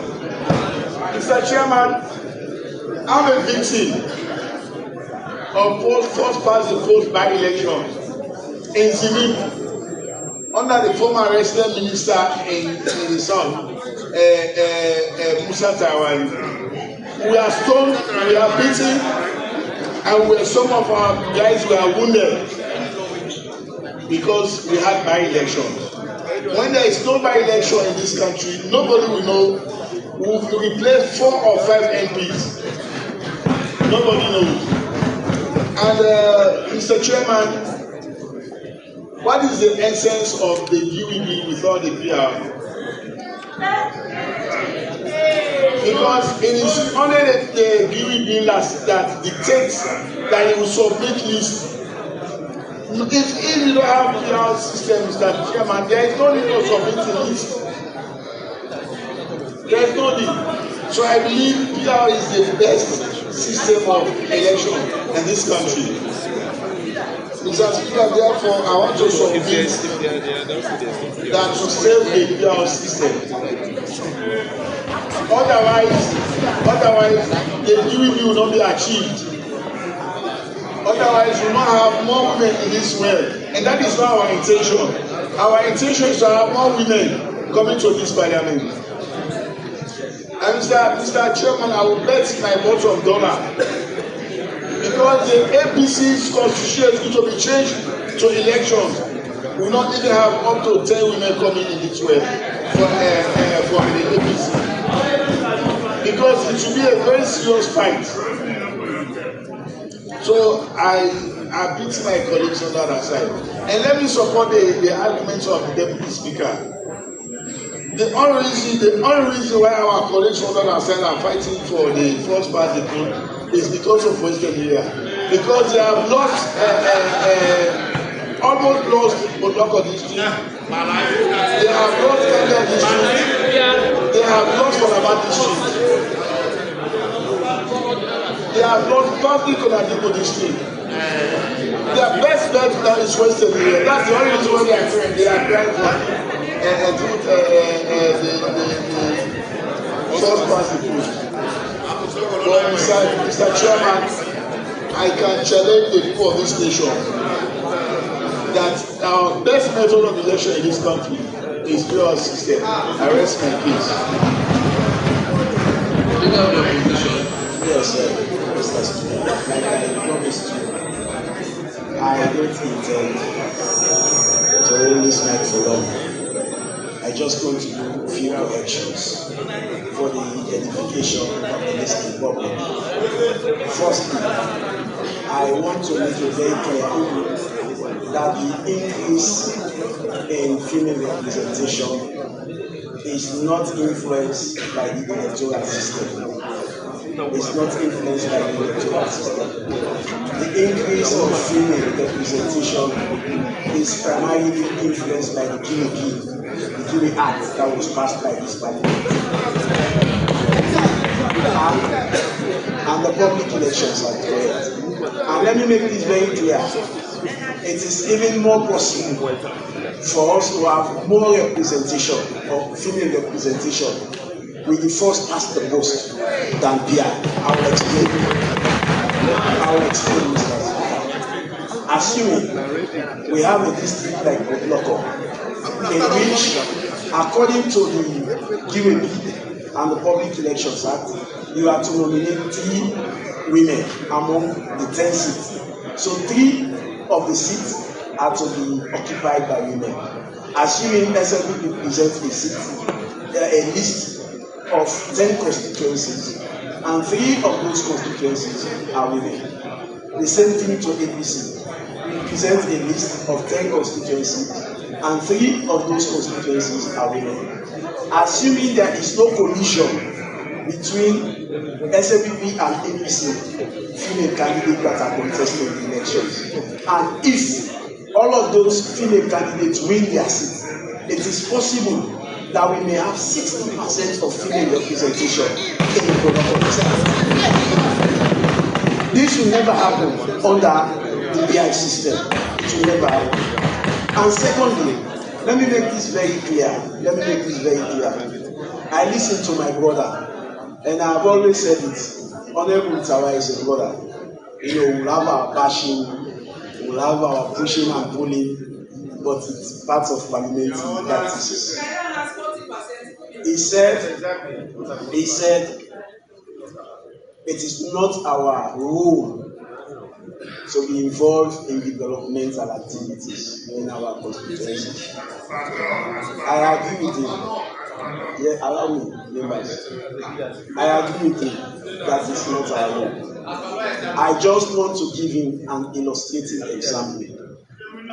For some of us who are very familiar to our people in our constituency, because I will never be in Freetown, I will never be in Sierra Leone, and on a weekend I don't go to my people. I will never do that.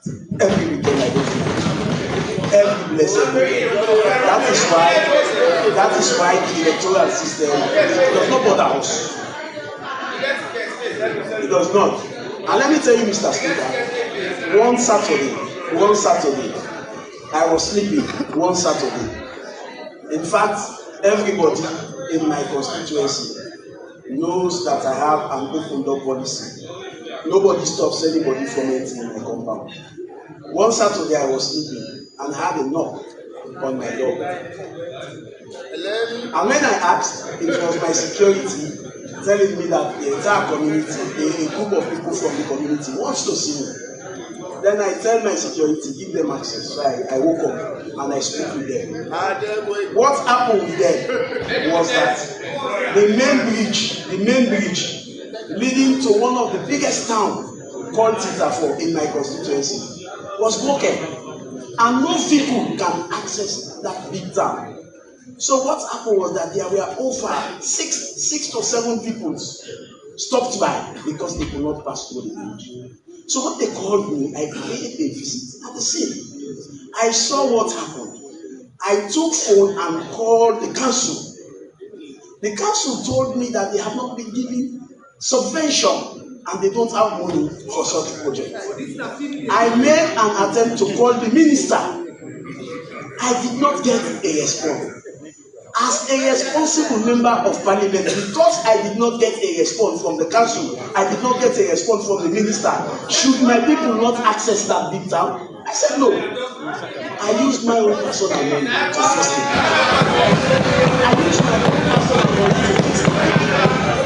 So had it been a situation where they don't have representation, they have to travel to another place for a representation, it would have been very difficult. They would not even have them to come. They would not even have the door to go. Now let me tell you, Mr. Speaker, let me tell you the effect. If they had gone to me and have told me about their bridge, and I deliberately refuse to fix their bridge, or I dismiss them with the back of the hand, in the next election, they will not support me. So now we are saying, even if you blatantly disregard your people, Even if you do not meet to the needs of your people, once you are in tune with your party, you will still be at the top of the list. You will be at the top of the list. You see, some of those who are shouting, if it's the PI system, I'm telling you, based on the relationship they have with their party structures, their name will never appear. Those of us who are here, we know that any system you bring, because of the ecumenical fellowship that exists between us and our party structure, don't put our names on top. But we are saying this for the suffering masses, for the people, for accountability, so that the people vote for a face and they have who to reprimand when there is no development in their constituency. Mr. Speaker, let me also tell you, I have heard my brother saying a lot of things about white paper, white paper, white paper. In fact, they were referring to it as APC white paper, APC white paper, APC white paper. Quite apart from the fact that they were selective of clauses in the white paper, recommendations in the white paper that they would advocate for during their debate.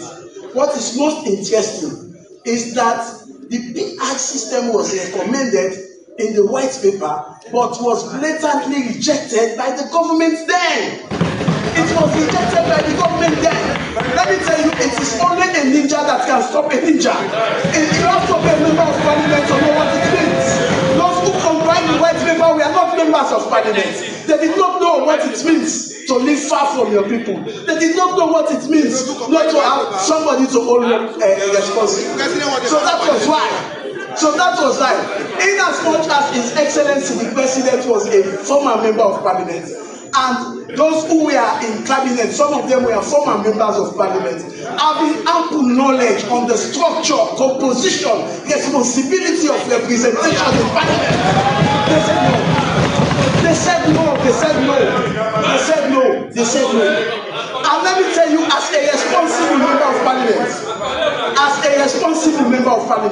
a member of parliament who is answerable to a subject, regardless to your political affinity, regardless to your color, I would say I will represent each one of them, regardless to their party image. When he was talking, the deputy speaker, the honorable deputy speaker, did say that if one person wins the election, and it means all those who lost the election are not represented. That is not the case. When you are a member of parliament elected, you are not representing your political party people only. You are representing the entire constituency, regardless of their color, regardless of their belief. Even those who do not belong to a political party, you are representing them. And the same implies.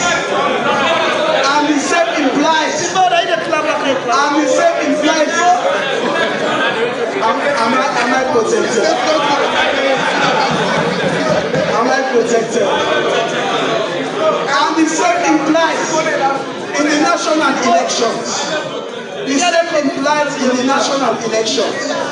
It does not mean if a candidate loses the national election that all of those who voted for him are not represented by the president. No! The president represents even those who did not vote for him. That is what democracy is. And you have to treat them equally. You have to ensure that they don't suffer because they exercise their democratic rights. Okay, Mr. Speaker. Let's speed up now. We know your points. Let's speed up, please. Mr. Speaker, I know you want us to speed up. So we are after the leader, we'll stick a pin here. Yeah, I believe you to not in a few minutes. So let me. Yes, proceed. Thank you, Mr. Speaker. First, let me stand to a few corrections.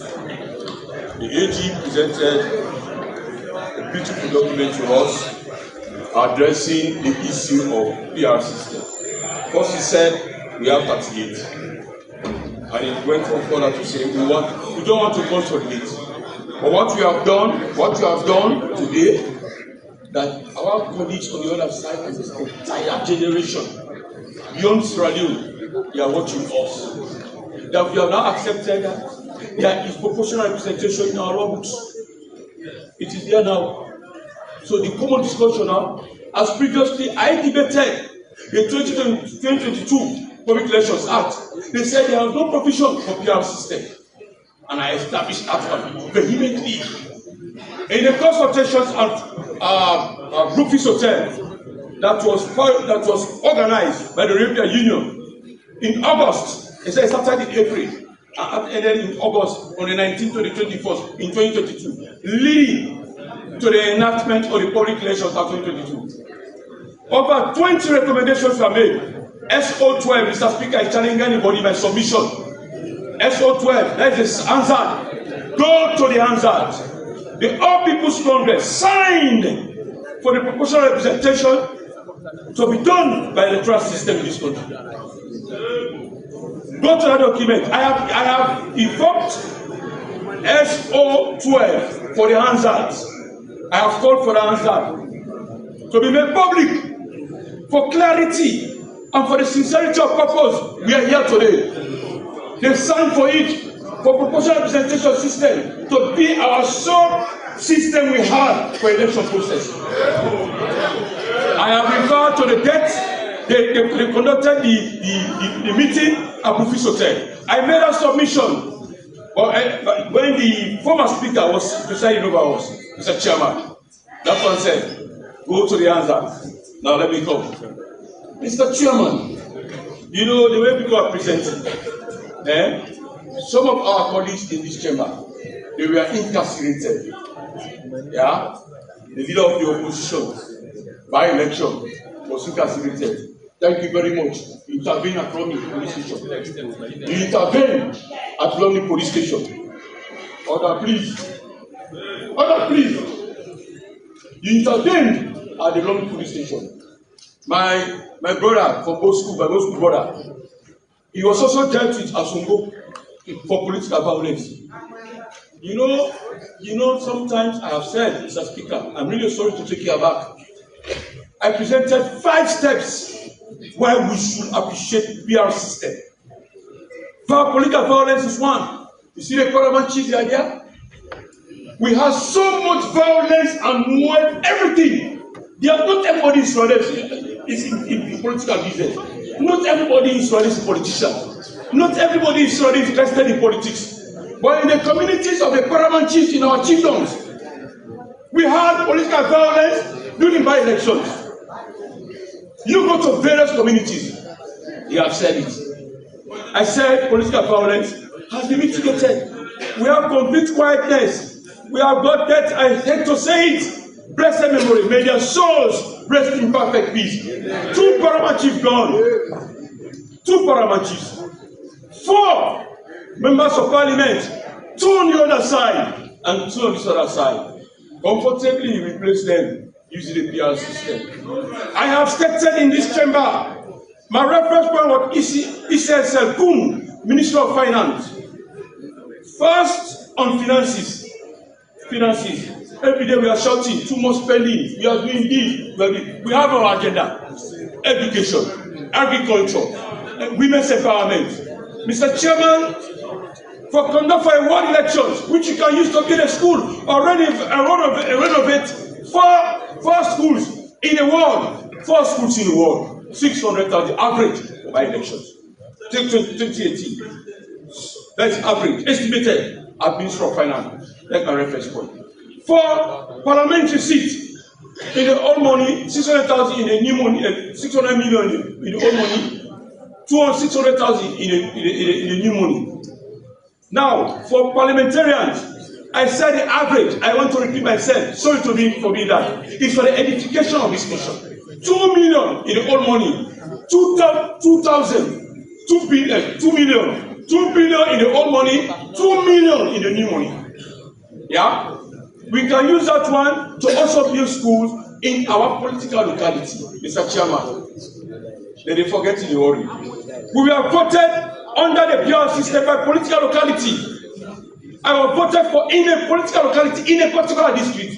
I have 6 councillors on my own political locality. 6! All of us, they voted for us for political locality. It is here. So why are you saying that it's not district? The district is the whole block, and when you are voted for as MP in your political jurisdiction, Mr. Mr. Chairman, I remember fully, Kosimula has a sort of geographical political locality. It has. It has to do with inter-party democracy. Yeah? It has to do with inter-party democracy. It is not a PR system we are having as cause of the problem. Now, I submitted to this house that we have two types of PR system. We have two. The list system, which is called, we have closed list system and we have open list system. The closed list system, what we are practicing now. Political party can submit list. They can submit list. I'm coming to that. They can submit list. That list is in line with Section 59 of the Public Elections Act and Section 60 of the Public Elections Act. Mr. Chairman, I will read these provisions. They have said you are nominated by a political party, whether first past the post or not. Whether PR system, you are nominated by a political party. I'm going to read it for the notification of the public. Let me tell you about the other one. The open system is in the PR system. The open system is where they just give names and the candidate the constituent for the education. The constituent will vote for the order of placement in the list. For the order of placement in the list. But when we have the closed system, we cannot be seen with inconsistent with the laws we pass. Section 58 of the Public Elections Act 2020 to 2022 gives us the leverage to place ourselves in the closed system by empowering our women. And let me tell you, the caveat here, I don't play to the gallery, I play with the law. That's the point. The caveat here, people nominated 3 names for women, for men, only men. The system rejected them at ECSL. That is what is Section 58 of the Public Elections Act 2022. If you feed it, men, the system rejected it. I don't know for other political parties. That's what transpired. But let me come now to the fourth part of what they are talking about. Mr. Speaker, I have had my colleagues say on the other side, you don't have a way of nominating. But the simple polarity which you call first past the post and the proportional representation system, which talk about this system. Mr. Speaker, these are both of them, first past the post, civil plurality, and we'll talk about the PR system, we'll talk about this system, the closed system, the closed list system, and the open list. Mr. Chairman, both systems are being given, represented by this system. Let me read. Political party elections. Section 51 of the Public Elections Act 2022. A political party shall deliver to the Electoral Commission or to a designated returning officer a list of the party's endorsed candidates for the election of members of parliament other than the paramount chiefs or the paramount chief members of parliament. That's 59.1. Let them check that public elections of 2022. Fast forward. 2 of that. A candidate shall not be endorsed by more than one political party, and the name of the candidate shall not appear in more than one list delivered to the Electoral Commission. Mr. Chairman, let me come further. Let me go to 60 without wasting your time. Here you see the powers of the party. That is why I said it has to do with intra-political arrangement. Intra-political arrangement. If your party is strong in terms of intra-party democracy, as the SFPP, you copy. If you don't, try to make sure that there are discipline and rules and regulations governing the structure of your party. 60. Section 60. A list of candidates delivered by a political party shall be accompanied by the statutory declaration made by the leader and secretary of the party. The leader and secretary of the party. The party leader, the national chairman and the secretary general of that party. Or the third one, under 60. Where there is no party leader, the national chairman and secretary of the party. What is more orderly and organized, straightforward, transparent? You are saying, as if a proportional representation system, you are not going to check the list, you throw it at them. No. That is what we are condemning the independent candidate. Because as Section 35 of the 1921 Constitution, Act number 6, discipline, structure, those structures we should respect in the institutions. Your party, if your party is well structured as like the SFPP, you should not just submit quack candidates. You should screen them properly. And let me tell you what has transpired in our party. That is why I said it is not the nomenclature of political system. It has to do with our inter-party democracy. How do we do screening in the SFPB, which I belong? First, you start at the local level, at the lower level. The constituency structure, for the simplicity sake, for understanding, the constituency will screen you, our executive at that level. They will screen you both councillors and for MPs. You will come to the district will screen you properly if you are eligible, if you have a sound mind, you have the mentis to represent us.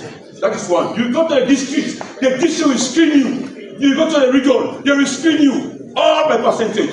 You go to the national officers. To fulfill section 60 of the Public Elections Act 2022, to say if you are fit for purpose, they will sign the list or they reject the list.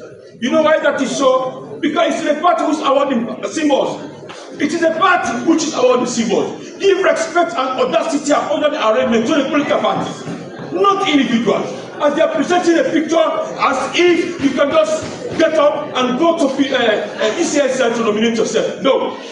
No, Mr. Chairman. Secondly, for independent candidates, you also don't just go and take symbol. You will come to ECSL, they will display a symbol and they will ask you to choose one. You know why? For identification. It is only independent candidate. For members of parliament and councillors, you will nominate yourself. But NEC has to structure you by coming to look at the symbol and you take one. You don't go to your symbol, you beat them at NEC. So this is an orderly way of just structuring our electoral system.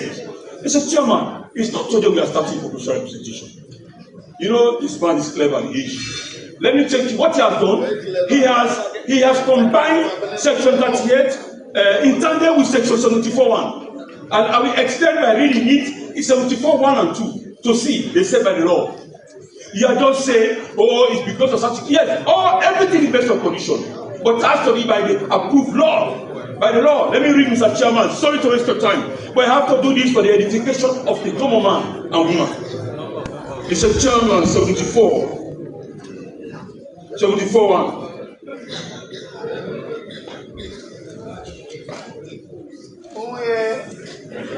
Mr. Chairman, I read for the good of this country and the good of all. The side note, members of parliament, the one we have it before us now. They said members of parliament shall comprise the following: one member of parliament for each district. You know what Tony was defining constituency, giving some geographical definition. I even went further to define what is constitution. Elementary government when we went to not JSF, I was in Form 4, Form 3. Well, government 101, you see, they know all these things. They said one member of parliament for each district, who shall, Mr. Chairman, who shall, subject to the provisions of this constitution, be elected in such a manner as may be prescribed by or under any law from among the persons who, under any law, are for the time being paramount chiefs. You know, he is not selfish. You know where I started by pointing fingers around the area where we have the paramount chiefs? Inclusivity, political violence. You understand? We have to take it to cognizance. People who are in this house, they recognize them. He is not a selfish man. When we did the PR system for 2023 elections, we ignored paramount chiefs. What we did, we brought in the regulations to take care of the paramount chiefs. Mr. Chairman, we have to be careful. You make law for the orderly, but orderly manner of the state, not because it's in your comfort zone, you want to establish the law. Mr. Chairman, the other point I read, they said set number of members as parliament may prescribe who, subject to the provisions of this constitution, shall be elected in such manner as may be prescribed by or under any law. By under any law. What is different? If you read section 38, you read 38A as amended in 2001. What is different? They are all of these different circumstances.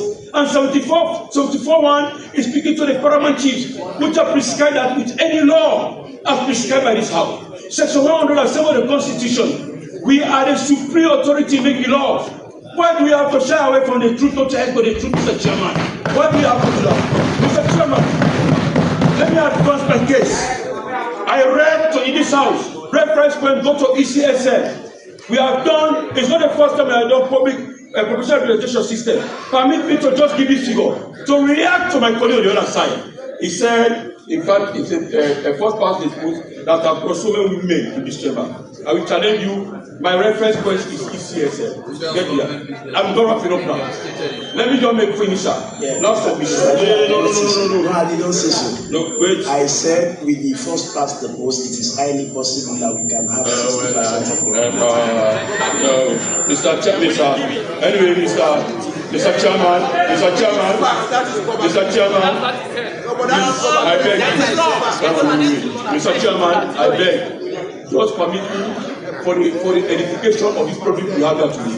What is clear that if you have read provisions of the proportional representation system, the PR system for both 38 and 38A as amended 2001, it is clear that we have proportional representation systems in our election, in our law books. Clear. Now, what we are pushing, that is through PR you can get this Springfield representation. No, let me keep pushing. Let me push. In 1996, out of 80 seats in Parliament in this chamber, we had 5 women. 5. Reference point, go to ECSL. In 2002, district block system, district block proportional representation system, we had 124 seats in Parliament. We got 18 seats for women. 18. Think about it. 2007, first past the post, 112 seats for members of Parliament. We had 16 seats. We don't drop by 2. 16 seats. Check your book, check your pen, man. In 2012, first past the post, we had 146 seats in Parliament. We got 18 members of Parliament that are women. 18. You see the ratio. The number they increase in the seat SO2, but the women representation not the good. Mr. Chairman, 2023, we are here. All of us, we are here. Yeah, we are here. But I tell me the truth. Let me use the words of the former speaker. 2018, I've said. 12 first past the post, 146 seats, 18 seats for women. 2018. Regina Musa. 2023, district block system. We have 49 seats with women. You know, allow the senior leaders to judge. I'm just clarifying something. We brought in the gimmick, so forget about that. So we said 149 seats in Parliament. We now have 42 seats for women. Mr.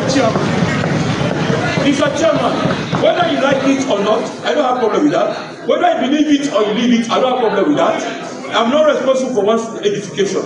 I'm not responsible for what you can understand or what you cannot understand. My business, I am playing with the law. I'm not playing with the gallery. I have quoted these provisions. I started with 58 in all of my presentations. I said we brought 58 as a caveat to protect the proportional representation system. 58 in the Public Elections Act 2022 is a protective law, a process section, to make sure that when you are nominating, to safeguard the 30%, we did not just bring the PR system of Section 38A. When we brought it to action, we also brought Section 58 to guide the process. Mr. Chairman, tell me, all what I have stated, inclusivity, national cohesion, in terms of money disbursement, in terms of women representation, for goodness sake, if you are not being selfish, if you are not realistic with what is happening, as I said, you study your political environment and you anticipate the political future. So we have to be futuristic. And let me say this before I take my seat, Mr. Chairman. Mr. Chairman, I satisfy and sat my conscience, and to God I serve. That is why I don't play to the gallery. That is why I so believe in the Constitution. I'm a Catholic Christian. Mr. Chairman, I don't want to vote for what is in the white paper. They did not condemn the PR system. They didn't condemn. They did not amend the Constitution. Why are you talking about the first past the post when the conditions are right for us to have the PR system? Mr. Chairman, this is not politics. This is realistic behavior. Let us appeal to our minds, to ourselves. Let us see what is good for this country. This is a post-war country. I submit here that we consolidate the proportional representation system as presented by this bill. But we are amendable. We can consult. We can bend backwards.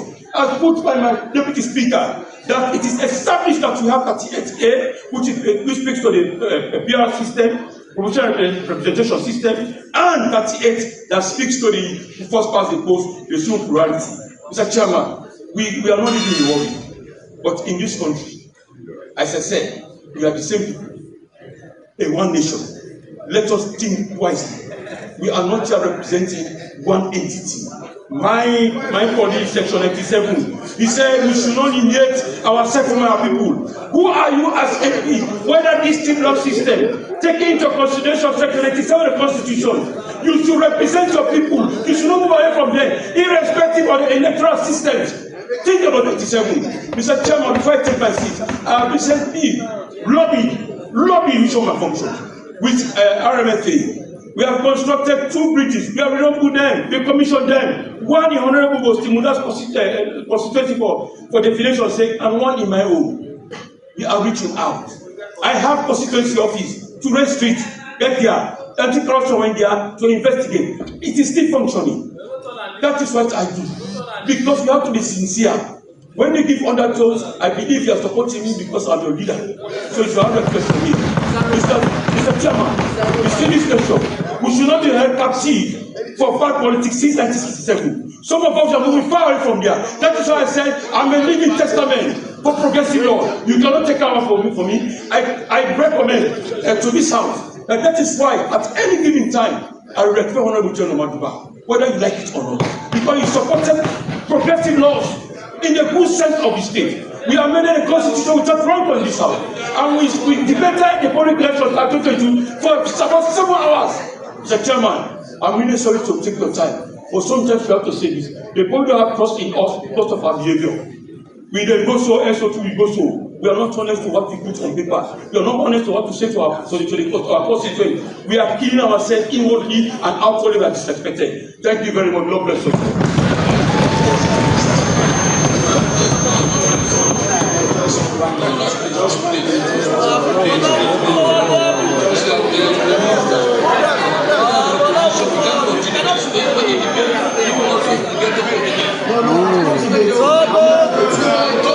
After you, when you speak, you go to the minister. Why are you standing up again? Just want to. If you clarify something, you get to clarify something. You spend the whole night. Yes, Mr. Minister. Thank you, Mr. Speaker. Thank you, honorable members. Mr. Speaker, as we try to capture all that has been said about this particular proposal, I just want, and I take note that earlier you had noted that you stuck appeal to this. As members of Parliament, consider to get back to this. We want to provide additional perspectives. Mr. Speaker, honorable members, today I do not want to get into the data on the percentage of women per election cycle, as I did last time and as has been noted by the leader of government business, on cost-saving mechanisms, etc. I just want to note a few things. This is important because our people are listening, our people are following these discussions, and sometimes what they hear is reflected in the positions that they take on such important issues. First, I think we need to note, Mr. Speaker, honorable members, that constituencies are not permanent geographic boundaries.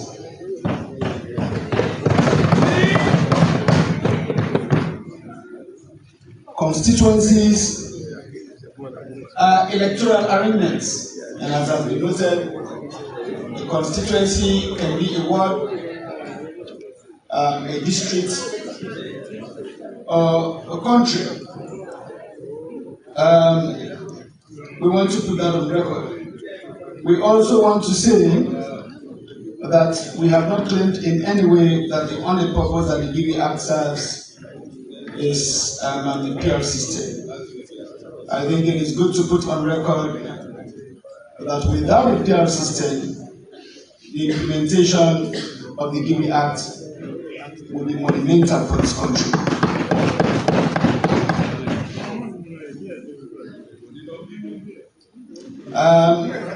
Of course, the evidence is set for us to see. Mr. Speaker, honorable members, we have noted concerns about the fact that the PR system was used in the 2023 elections, but we have two parties represented here. I think I noted before this honorable house that when we used the PR system with a lower threshold in 1996, 6 political parties were represented in this house. And so, for the technical team that was put together by the government of Sierra Leone and the opposition APC, we discussed the PR system, and we did note that we will recommend to members of parliament that a lower threshold be considered to ensure that there is broad representation. The benefit means that threshold coming down to 5%, like we did in 1996. So that is one, Mr. Speaker. Because we note that this will ensure inclusiveness and national cohesion if we have a lower threshold in this country.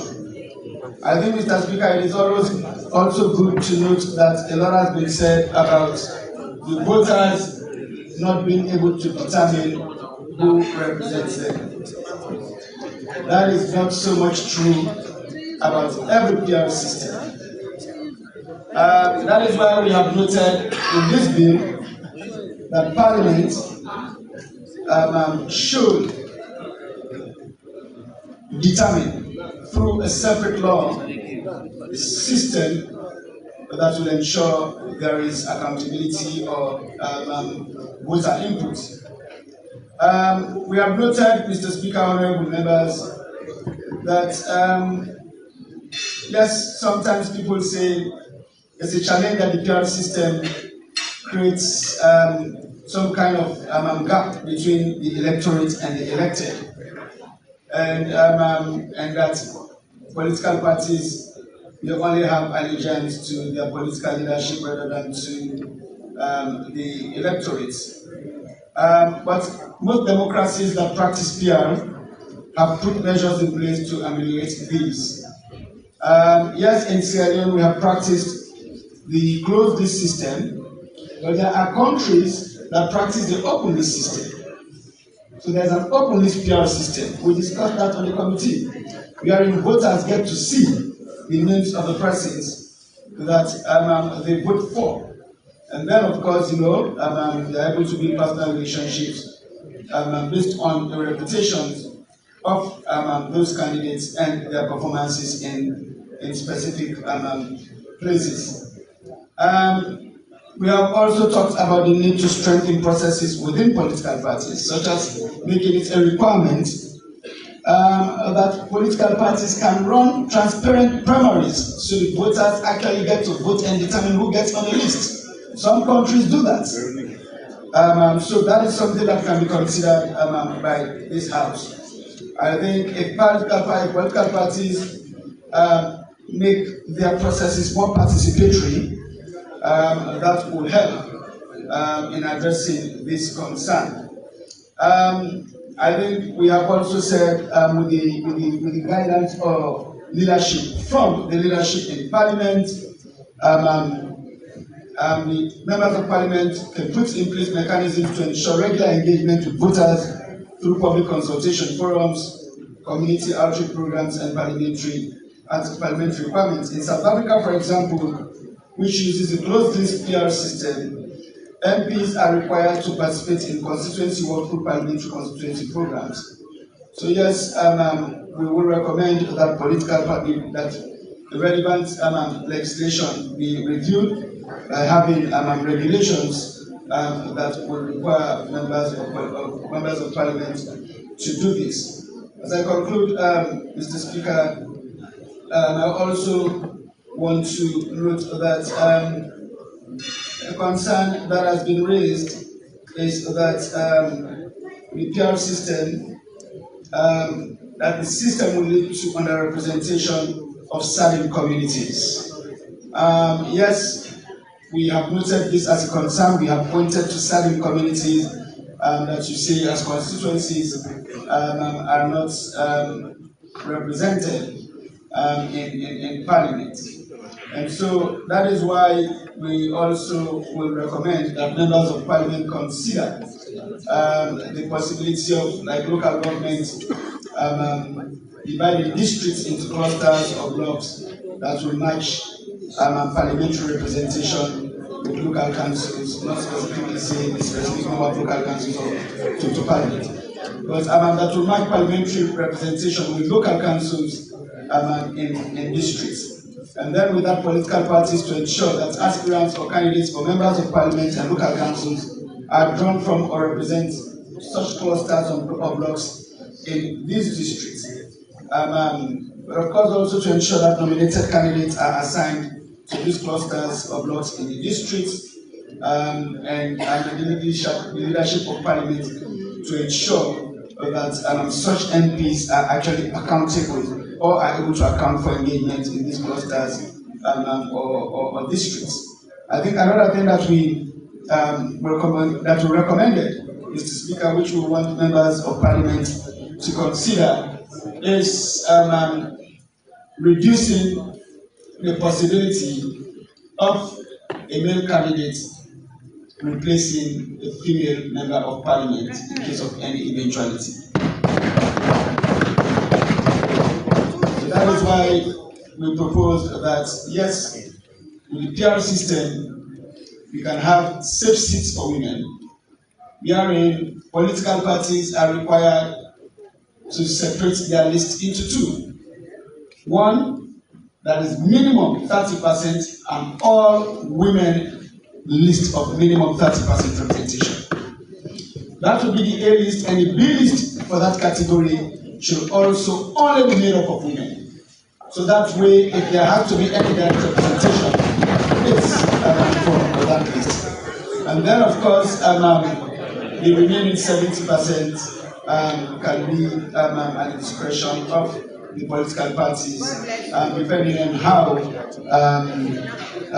candidates are elected, as we have recommended, probably through open primaries.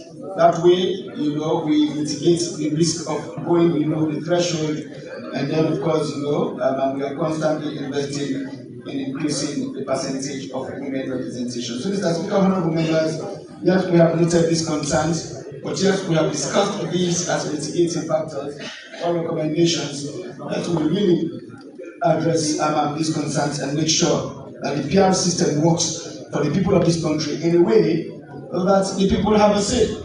I mean, let's be honest, Mr. Speaker, honorable members, I haven't had the privilege of serving as a member of Parliament, but I have friends who have served in this house.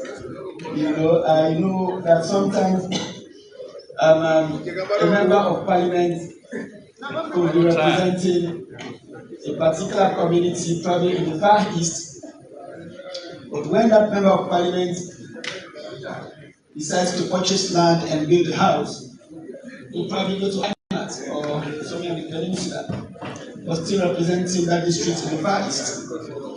Now, that doesn't create a gap if that member is still able to move from Goldrich or Ireland and engage in that community, similar to what the leader of government business does in Kenya, or what the leader of the opposition does in India. But the impression of that the first past the post system physically situates representatives within their constituencies is a bit simplistic to say, Mr. Speaker. So we want members of Parliament to consider all of these and really go with what majority of the democracies across the world practice, which is the proportional representation system as a system that we like to say is reflective as well of the views and aspirations of the people of this country to ensure that there's cohesion, there is electoral accountability, and that there's inclusivity in representation. Thank you, Mr. Speaker. Thank you very much. No, please, leader, please. There is something that is hold on, no, please. It's a very important, Chairman, sir. Leader, hold on. I just stopped the leader of the opposition, so I cannot allow you on the stage. Honorable members, if we continue this way, we'll spend the whole night. So we need to regulate ourselves. Otherwise, we spend the whole night here. I think what we should be doing, I will allow the two leaders to lead the conversation on each of these clauses. Because I know, as a matter of fact, that both sides have different positions on different clauses. Let's not hide the fact. We all know it is clear from the debate and everything. So let's allow the leaders to present positions, except probably if you have minor amendments here and there. But let's allow the leaders to present the positions. If we are sticking pins, we stick pins and we move ahead. Otherwise, we'll stay here for the rest of the night, because we can't subject ourselves to a debate on every clause. If we subject ourselves to a debate on every clause, we'll spend the whole night here. So I think I have to regulate what is going on now. So please, of course, we know, as a matter of fact, that Section 38, we are all sticking it.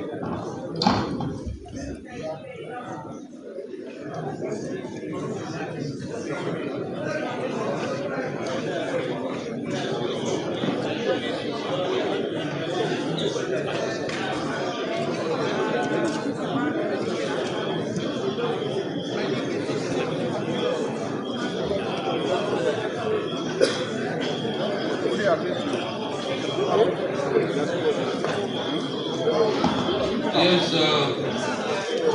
honorable members, the leaders probably, if you have issues or if you have a position on anything, you can just communicate to your leaders quietly so that we speed up the interventions. We know we are sticking the field on 38. Am I right?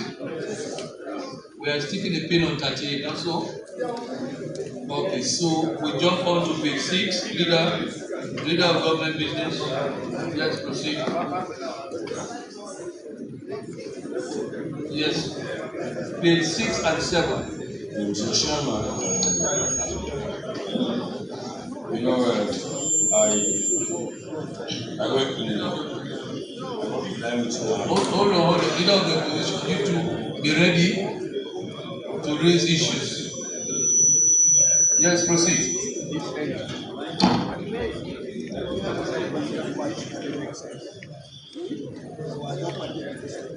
Mr. Chairman, we have noted the provisions in the 6. I've already elucidated on them appropriately, combining 76.1. Why do we need to harmonize to have a cost-competitive proportional election system as the sole form of elections we have? As I said, we have made our submissions on 2 grounds.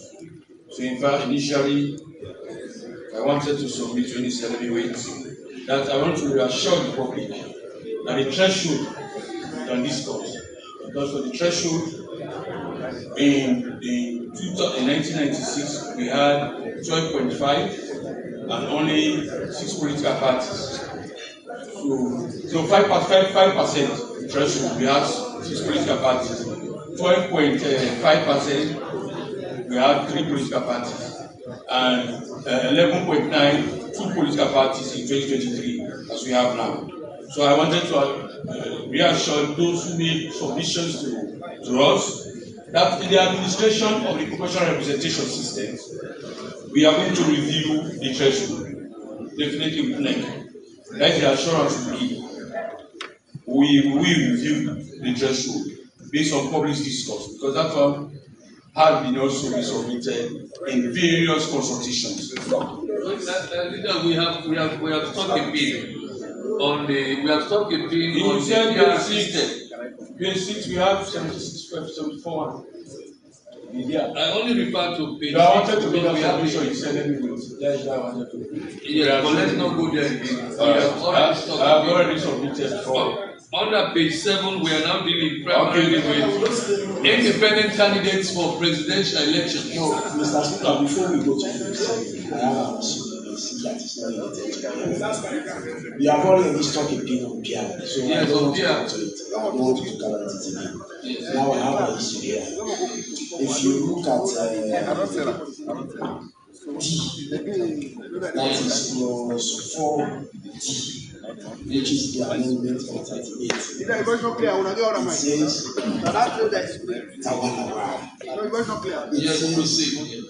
in subsection 5, by insertion of the following proviso, it says provided that where the final report of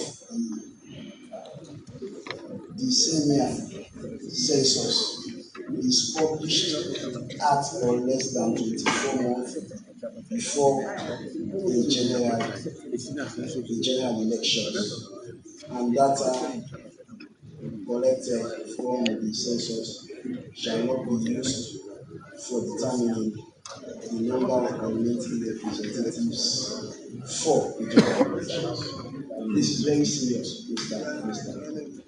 Chairman. The effect it has is that there is deception census, and this now is recognizing any delay caused deliberately in preparing the report for a deception census. So what do you suggest? I am suggesting that we delete it. Suggesting that we delete it. Yes. Let's lead our government business. Let's go directly to the issue now. Mr. Chairman, before the leader of government business comes in, I still find this process very difficult. The reason being, yesterday it was the APC in the tripartite that mentioned they want the senior census. Today it is the APC that is saying the senior census should be what is the actual? So you are suggesting that we maintain it. Yes, now let's go. Are you saying that allow me to throw light on this post? The chairman see we have to give credibility to ourselves. As I say, once we keep on struggling internally to adjust ourselves, people outside disrespecting us. It is in black and white, tripartite recommendations. We have been shouting. I am not talking to please a gallery. I'm speaking to the document that we have acceded to. The tripartite recommendations, 38. Then they have below read. 38. This is not good for our country. It's really not good for us. Let's try to see my colleagues and wait.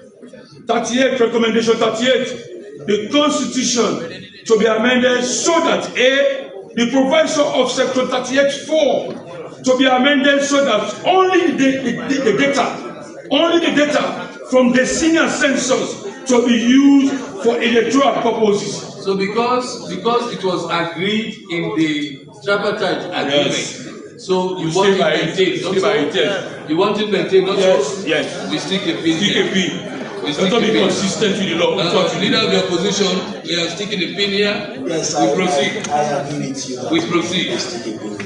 We proceed. And also, Mr. Speaker. What other area? We are now on page 7. Just short one. Yes. It does not necessarily mean that what appears from what is the product of the tripartite recommendation is. I'll tell you why. The search and nomination committee is in the tripartite, but they have kicked against it. Why do they think that we should take what they want? That's why I'm sticking a pin here, because I know it's contentious. Let's move on. Mr. Chairman, we didn't kick it against it. I think we have to recall certain things that we do say. I said, because for the conscience we do serve ourselves and God. When we are in opposition, I was the director of admin at the SFPP office. I sat there for 2 years. Our partner, the guy who submitted this SAT nomination committee. I was the one. I was part of the team. It's all right. So, so please note my words. Yes. This one, SFPPO, APCO, we all accept that. It's all right. It's all right. Yes. So, any other issue on page 7? Yes, sir. Any other issue on page 7? Yes, sir. Independent candidate, Independent.